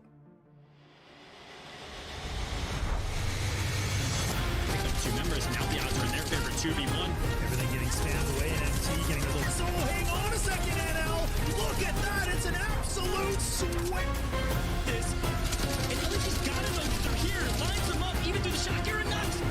For the last remaining 3 BOV, they find 2 instant knocks. The Elm's going to be hopping off to that.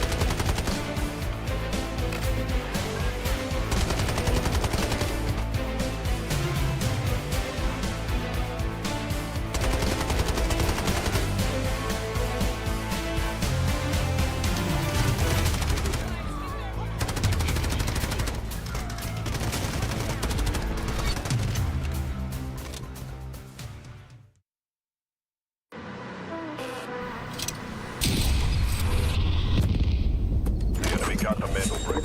Find, stop them. Mandelbrick decoded. Nice work, operator. The time to strike is now.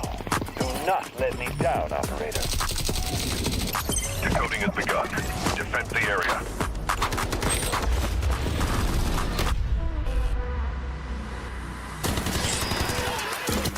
Is about to take the first brick of the tournament, and they're going to do it! What goes around, comes around. Oh, not going to do very much, though. When you get barrel stuff, Skyty is getting aggressive. See what I did there? You ain't seen nothing yet. Let's knock them off their feet. There we go. So much damage, and there it is.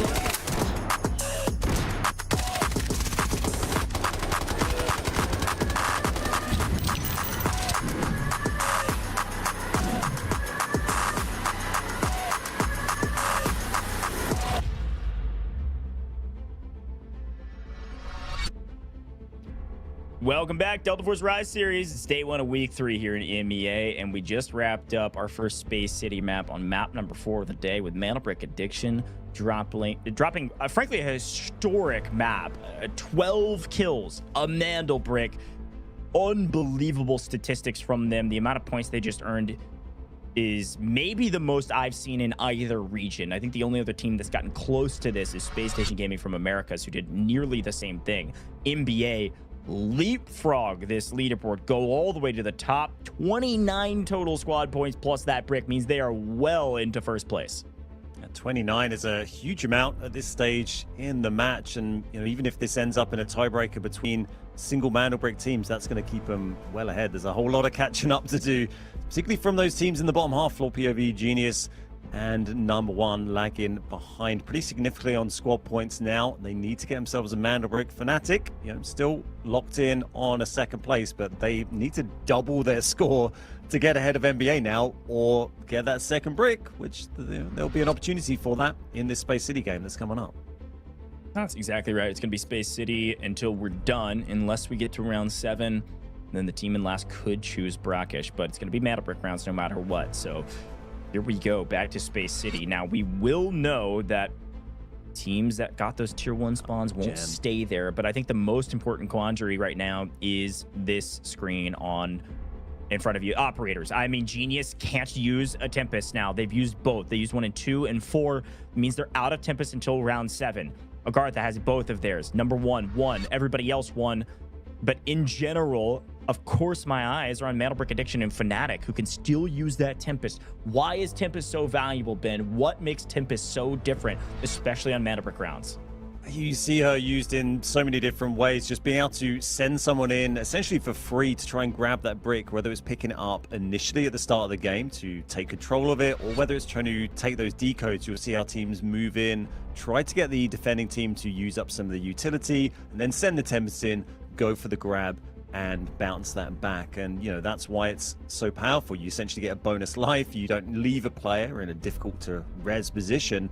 We have a little look, by the way, at those spawns. You can see who's got the list of the prios, and we're going to find out who's going to get the possibly cursed Westgate. Although Fnatic did actually get through in the end. They lost a player and managed to get through. But as you mentioned during that last game, it held them up. Particularly Genius, they got held up in a very long fight, coming in from that dormitory spawn in the end.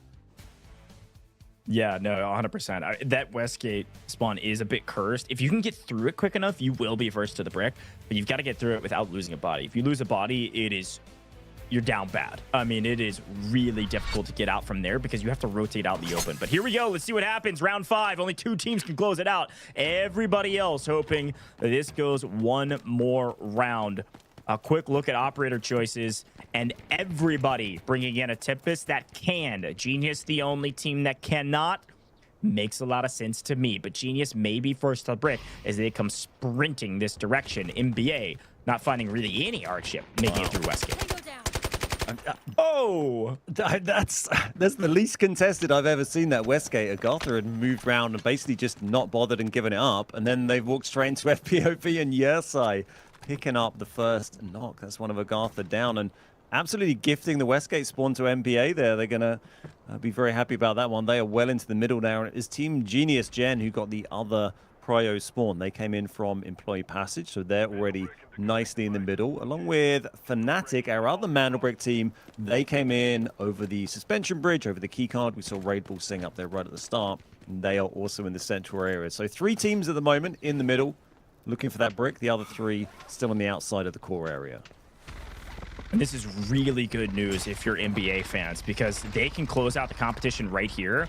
They also have rotated up ramp, and they found themselves over the decoding station they just won at just a moment ago. They now know this is clear. If they play for the brick from this side, they can use Tempest to get right back over here, immediately put the brick into the decoding station, and try to do the exact same thing they just did a moment ago. Quick look at our loadouts. Again, disregard if somebody's not bringing in armor. Their teammates are dropping it for them because their teammates have more money than them, etc. There's other reasons why. But you do see AGARTHA in full gold, one of the only full teams in gold on the map right now, so they could have an advantage, albeit they did just lose a player a moment ago.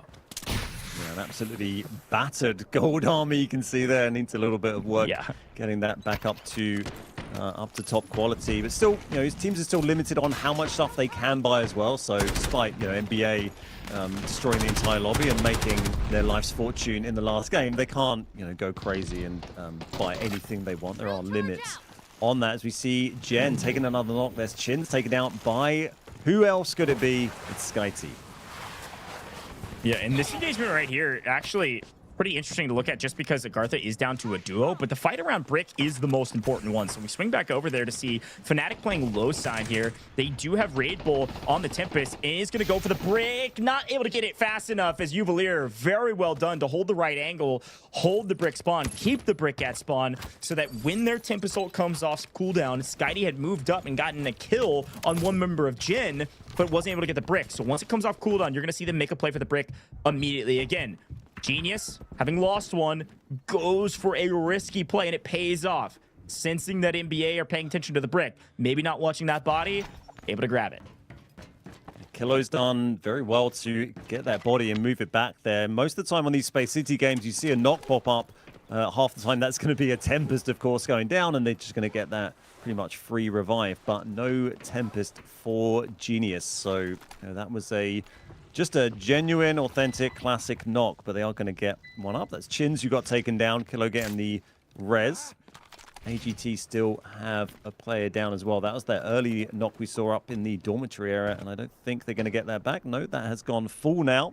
So 2 players remaining for the rest of this round for AGT as our Brick sits there. You know, players waiting for their Tempest ults to recharge. You can see that slowly going at the bottom of the screen there, and then we'll see another flurry of activity and a flurry of shots and util thrown down towards that Brick, I'm sure.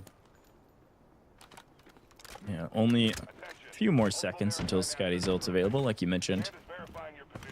NBA in a pretty strong position right now. Again, Genius does not have a Tempest, so they can't contest the Brick spawn as well as NBA. They're just going to try to hold it and keep burning that utility. In the meantime, AGARTHA, quick glance at them. What have they been doing in full golds? Well, they lost their third, and that third bled out because FPOV held it. So there's nothing for them to do besides play as a duo now. And I don't even know what they can do besides wait on somebody to get the Brick and then assess the situation and try to play for wherever the decoding station may be. Now, FPOV could play a bit of spoiler here to NBA if they elect to come wrap all the way around to ramp, because this is where SkyT's going to go with the Brick. Can he get it for free? Enough smoke in the area? Yes, just enough. Gets the Brick. Back to the decoding station they go, and SkyT should be planting it here in just a little bit. Yes, this is back up the same decode station we saw utilized in the previous game. We have NBA were holding this one. FNC was sort of holding the one to the southeast in the black chamber, the space chamber it's sometimes called. But it's gone this way. It's gone back to NBA. They're our team with already 1 Brick on the board, and they've got another Brick decoding. Both of our Mandals so far today have gone uncontested. So if it goes uncontested again, NBA winning. And let's hope our teams maybe figure that out. They don't know which team is decoding without getting that intel themselves, right? Yeah, that's true. The old version, there used to be a notification that went out that, hey, a matchpoint team is decoding the Brick right now. Everybody needs to swarm it, but no longer. Now you got to use your brains. Now, Genius may know. They've had enough engagements across the bow that there's a chance they have an understanding of who this team is on the other side. But other than that, nobody's 100% sure. Only can be guessing. But why leave anything up to chance? Got to go for the Brick. Fights outside of the decoding station, just like last time. Great news for NBA if some of these kick off away from decode. It's going to be hard for anybody to rotate up towards the decoding station if they're getting shot in the back. Exactly the problem we saw in the previous match, really. FNC making a big rotation here through Hudson, through the dock area. And then that's going to give them an angle on, you know, FPOV are trying to flank round and they're going to want to come up the ramp. Fnatic are going to be shooting them in the back as they go up the ramp. We've got MBO still kind of far off to the east with Genius in the middle. Those guys have all been looking at each other. And then AGARTHA are sort of doing their own thing, not even in the core area. So everyone's certainly situated in a way that would be pretty, NBA would be pretty happy with if they knew where all the teams were on the map right now. This is surprising. Genius have been playing very slow on test range Black Chamber side. before rotating over towards the Buoyancy Lab side and where NBA is holding inside of Centrifuge, and then in that alley. There's a look at Skitey, who's been the playmaker for this roster. Finally, Genius starting to make a move. They've got a read on where NBA is, but do they know where Boldo is up on the stairs? Do they have the intel? They're about to be fried by Boldo. They make the wrong move. Here comes the footsteps. Uvalier certainly knows they're right here. Boldo, unexpected, finds the right angle. A perfect play from the NBA yet again. And Genius, without a Tempest, are in deep trouble.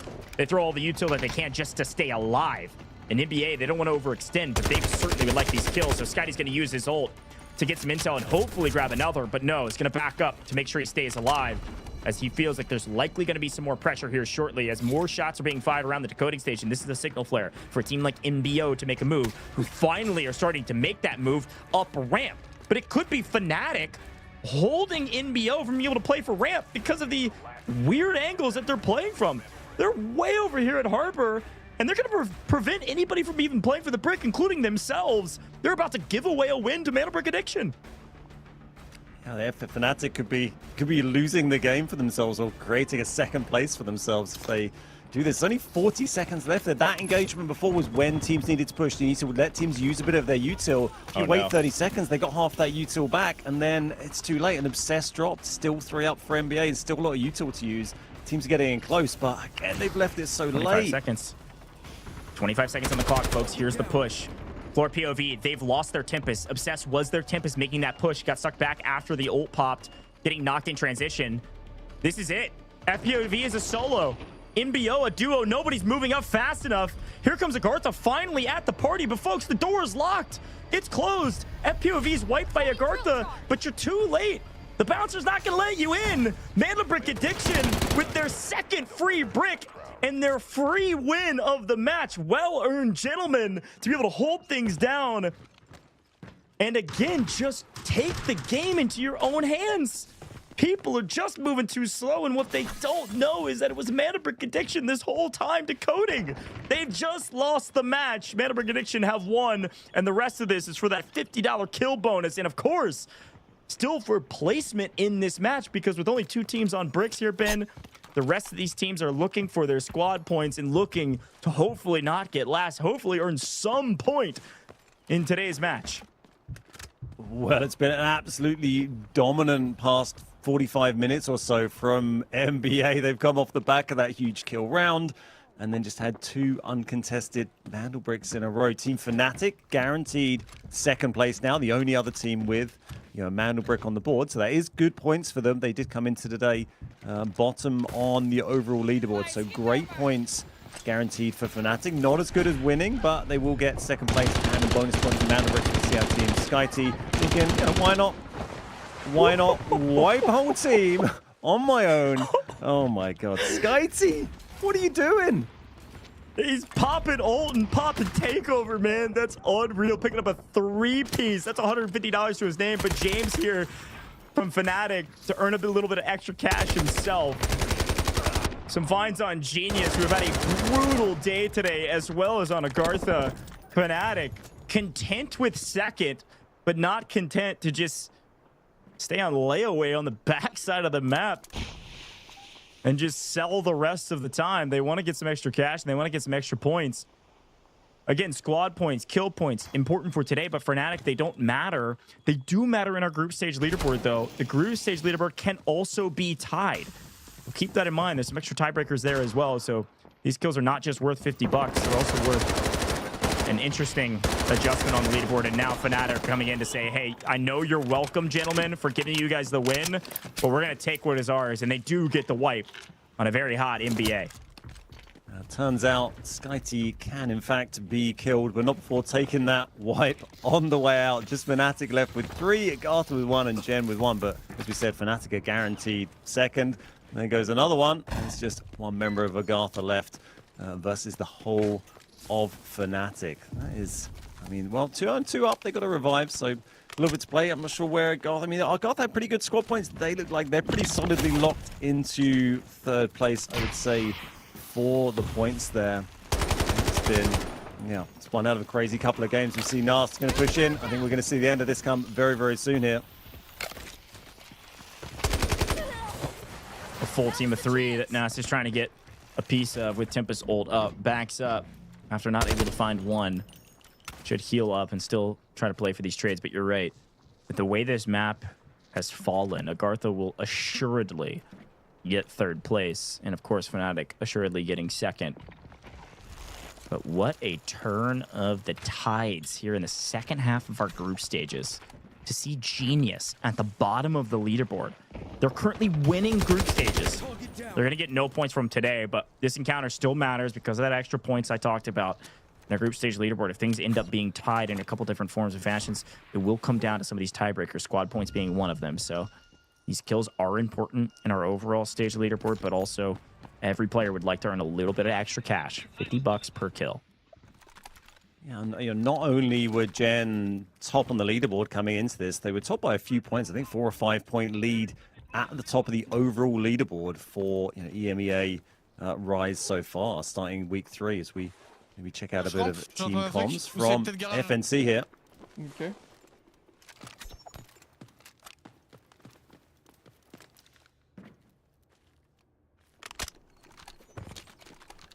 Je vais voir sur les bodies s'il n'y a pas des trucs. Côté garage, j'ai du bruit là. D'accord.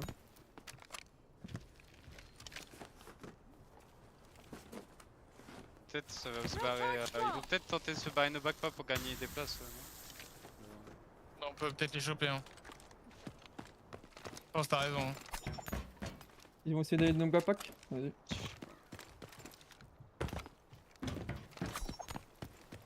All quiet in the comms category because they're focused on maximizing their loot and then also communicating any intel of where this remaining duo could be. But that was a great call out, Ben. I think so much to play for in these games. In the second half of group stages, as dynamic as the first half, to see Genius. There's so many interesting storylines here. We'll talk about it in a little bit when we see the leaderboard because it's still technically hypothetical, but to see Genius likely get 0 points is basically great news for everybody else because they did have a pretty substantial lead. And to see somebody like Mandelbrick actually get a win here with 2 bricks, 10 points going to the group stages, that might put them all the way in first because Genius did so badly or frankly just had an unlucky day. We'll see. Still an engagement on our hands, 3 minutes still on the clock. Fight still matters, but just a little cherry on top of what was a pretty dynamic day.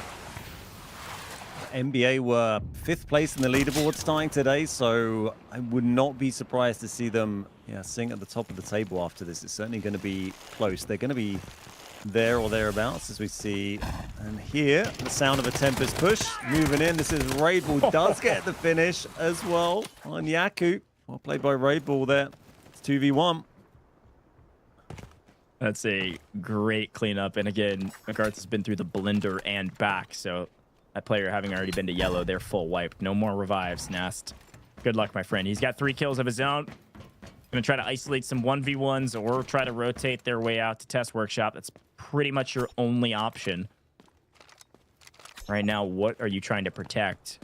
I guess they technically don't know how much loot value the rest of the teams have. They could have a pretty good guess. They don't know that everybody else is dead. They'd have a pretty good guess considering the game clock and the bodies that were seen on the ground. But spotted and on the hunt, FNC will try to track this last remaining player down just for the sake of the extra cash and the extra points. Nast in a bit of trouble. This isn't just great news for NBA and for Fnatic. This is great news for some of our teams in the other groups that aren't playing today. Team Gotaga and Team DE. They were sitting in 2nd and 3rd going into the leaderboard. They're not playing today. They're going to be joining tomorrow. And they'll be very happy indeed to see the team above them in the leaderboard, Gen, taking home very low points, possibly 0 points today, and helping them catch up in that gap. Yeah, that's exactly right. Nas doing everything he can to isolate these ones and able to get one. It's a great job. He is gaming right now, using utility near perfectly to ward off a push from what would have been a 2v1 now turns into a true 1v1 as the 3rd for Fnatic. Nowhere in sight.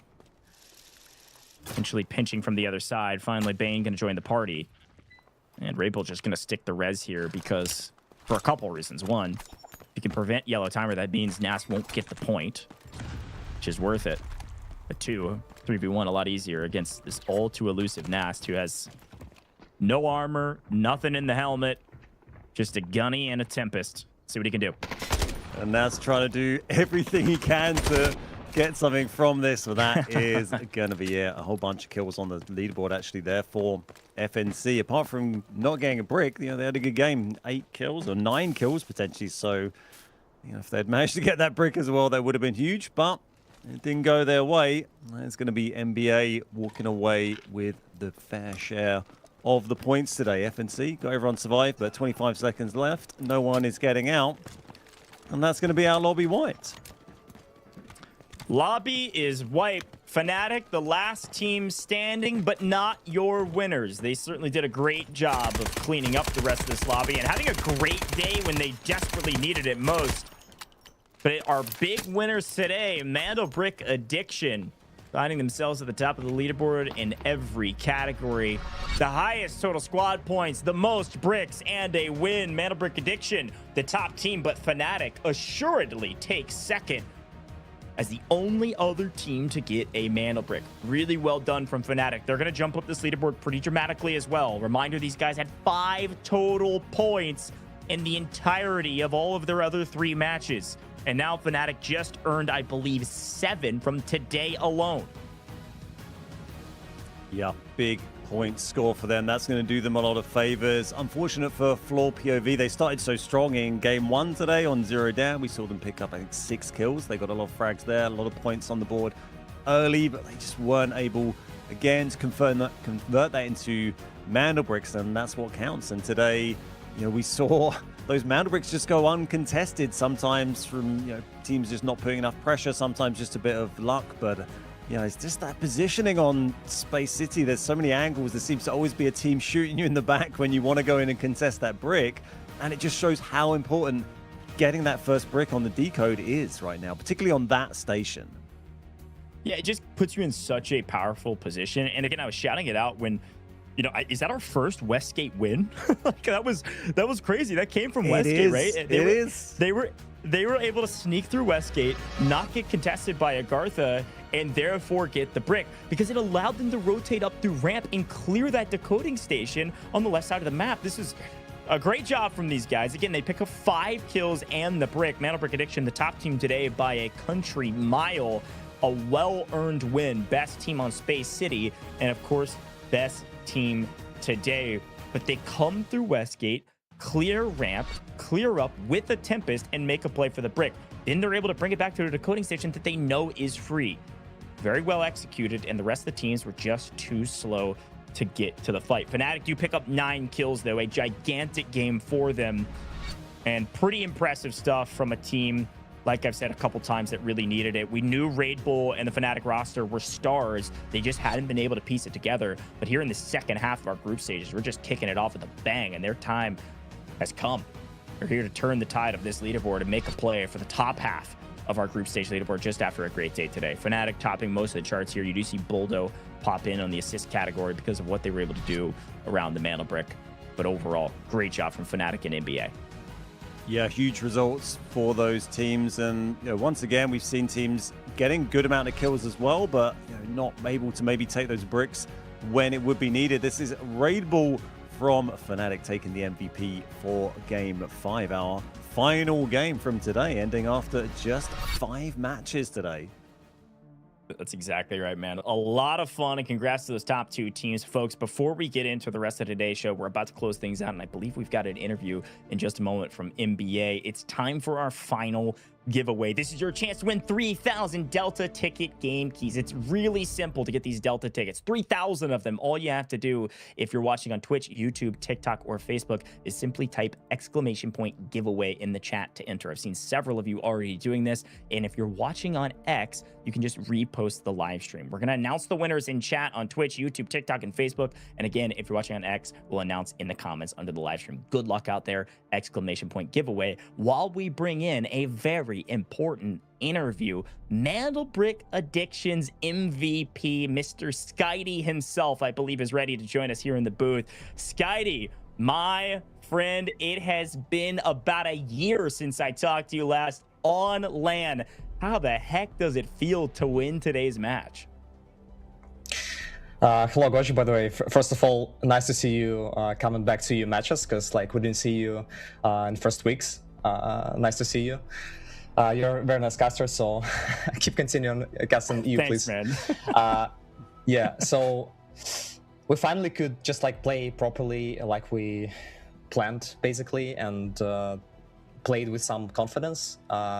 Didn't really try to like prepare perfect stuff all the time, just tried to execute some base stuff and had confidence doing this. And to be honest, we also had like good spawns. We also had some teams fights around the map when we were decoding, so it was kind of lucky for us.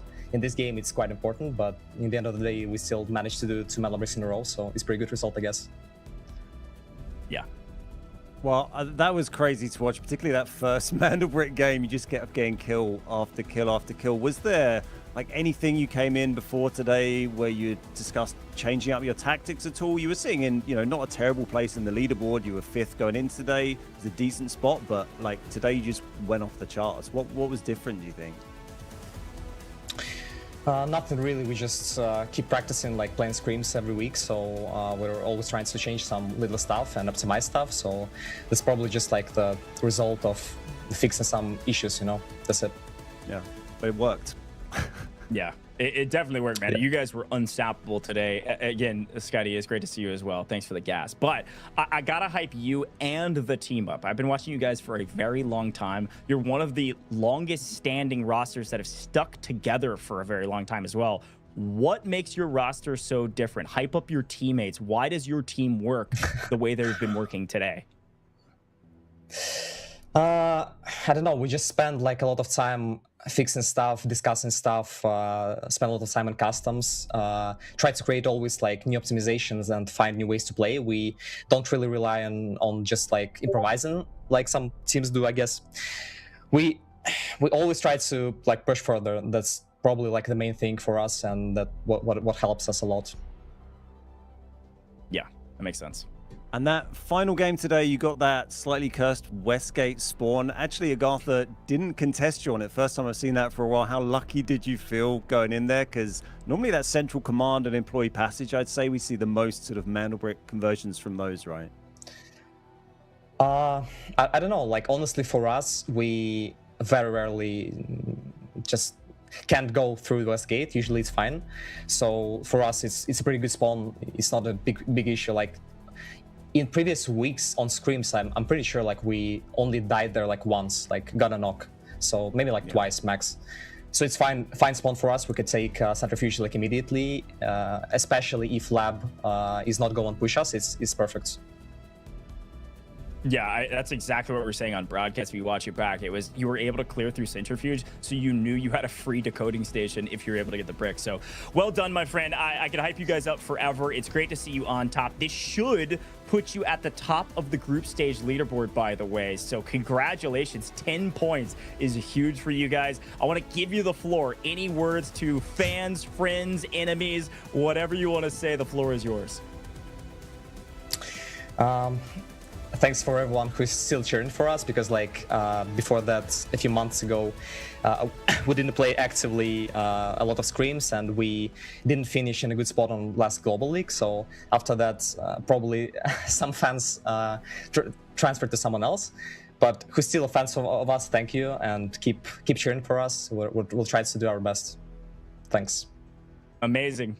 Amazing. That's Skydee from NBA, folks. Definitely stay there, fans, because they are on the top of the leaderboard right now in the group stages. Congrats again, my friend.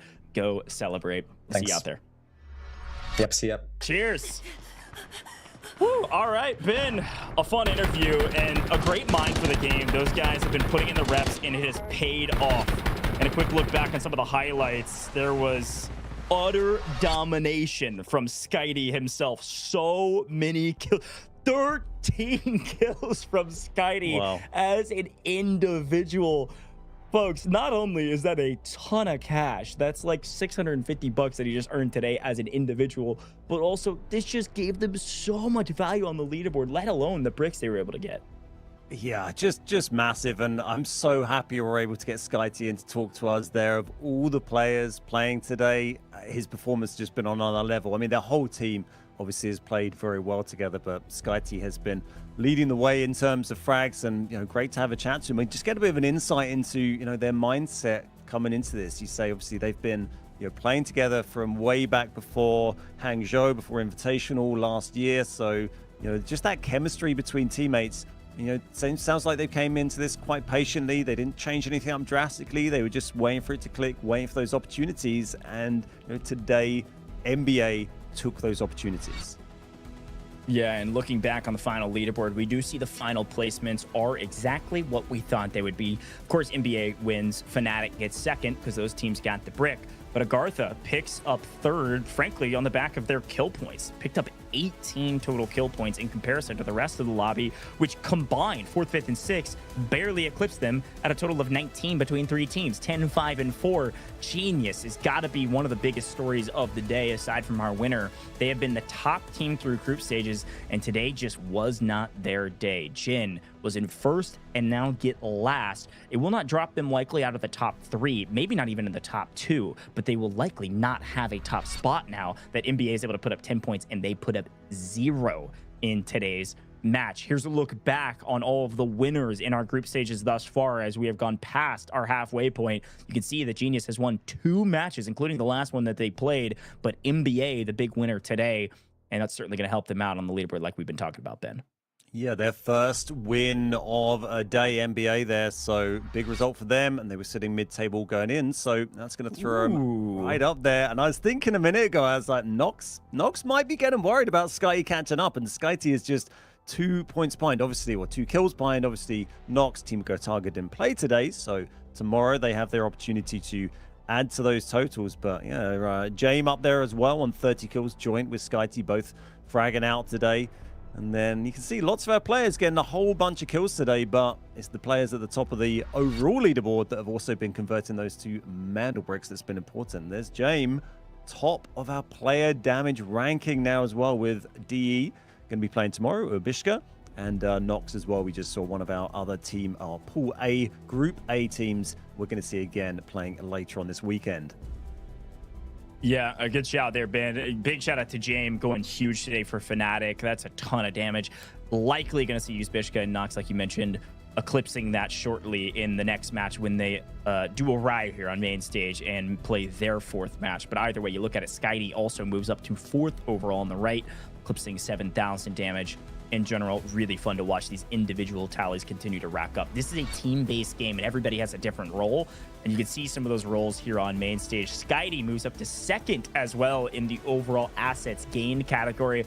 This is such a fun leaderboard to talk about because it is an extraction-based game mode, and extracting does get you a lot of value, but in our current format, kills are the way you earn value. These are some of the top slayers on the map as well, and therefore earn a ton of value for their team. SkyT picked up 13 kills today, folks. That is well over 8 million. It's well over 9 million, into the tens of millions in assets gained today just from those kills alone. So that is a ton of value. Keep that in mind. Kills are really important. Here's our overall leaderboard, though.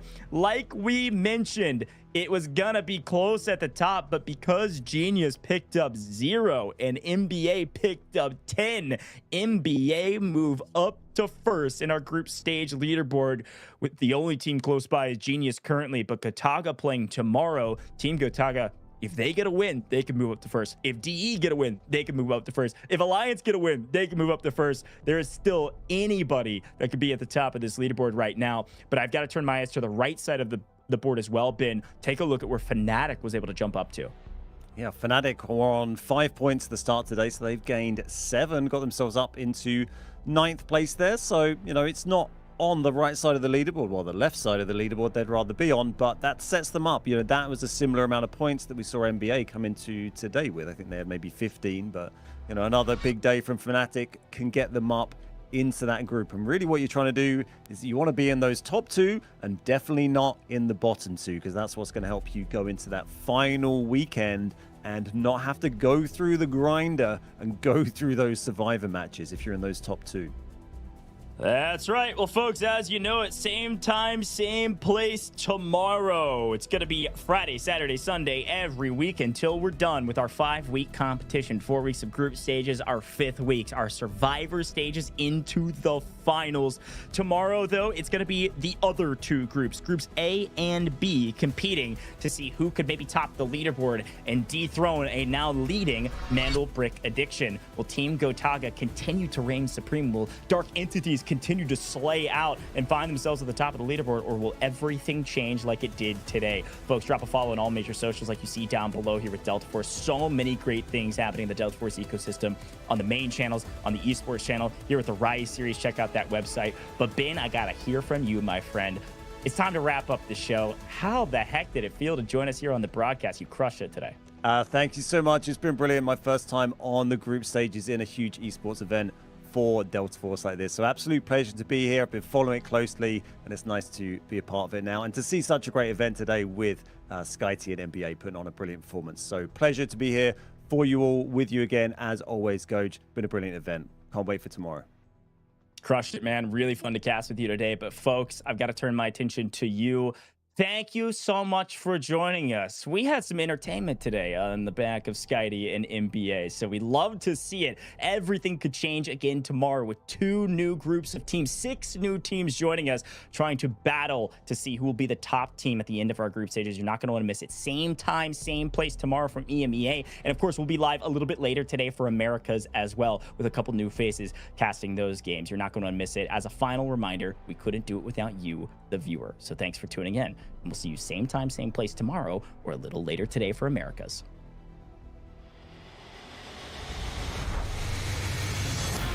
Two members, now the odds are in their favor, 2v1. Everything getting spammed away, and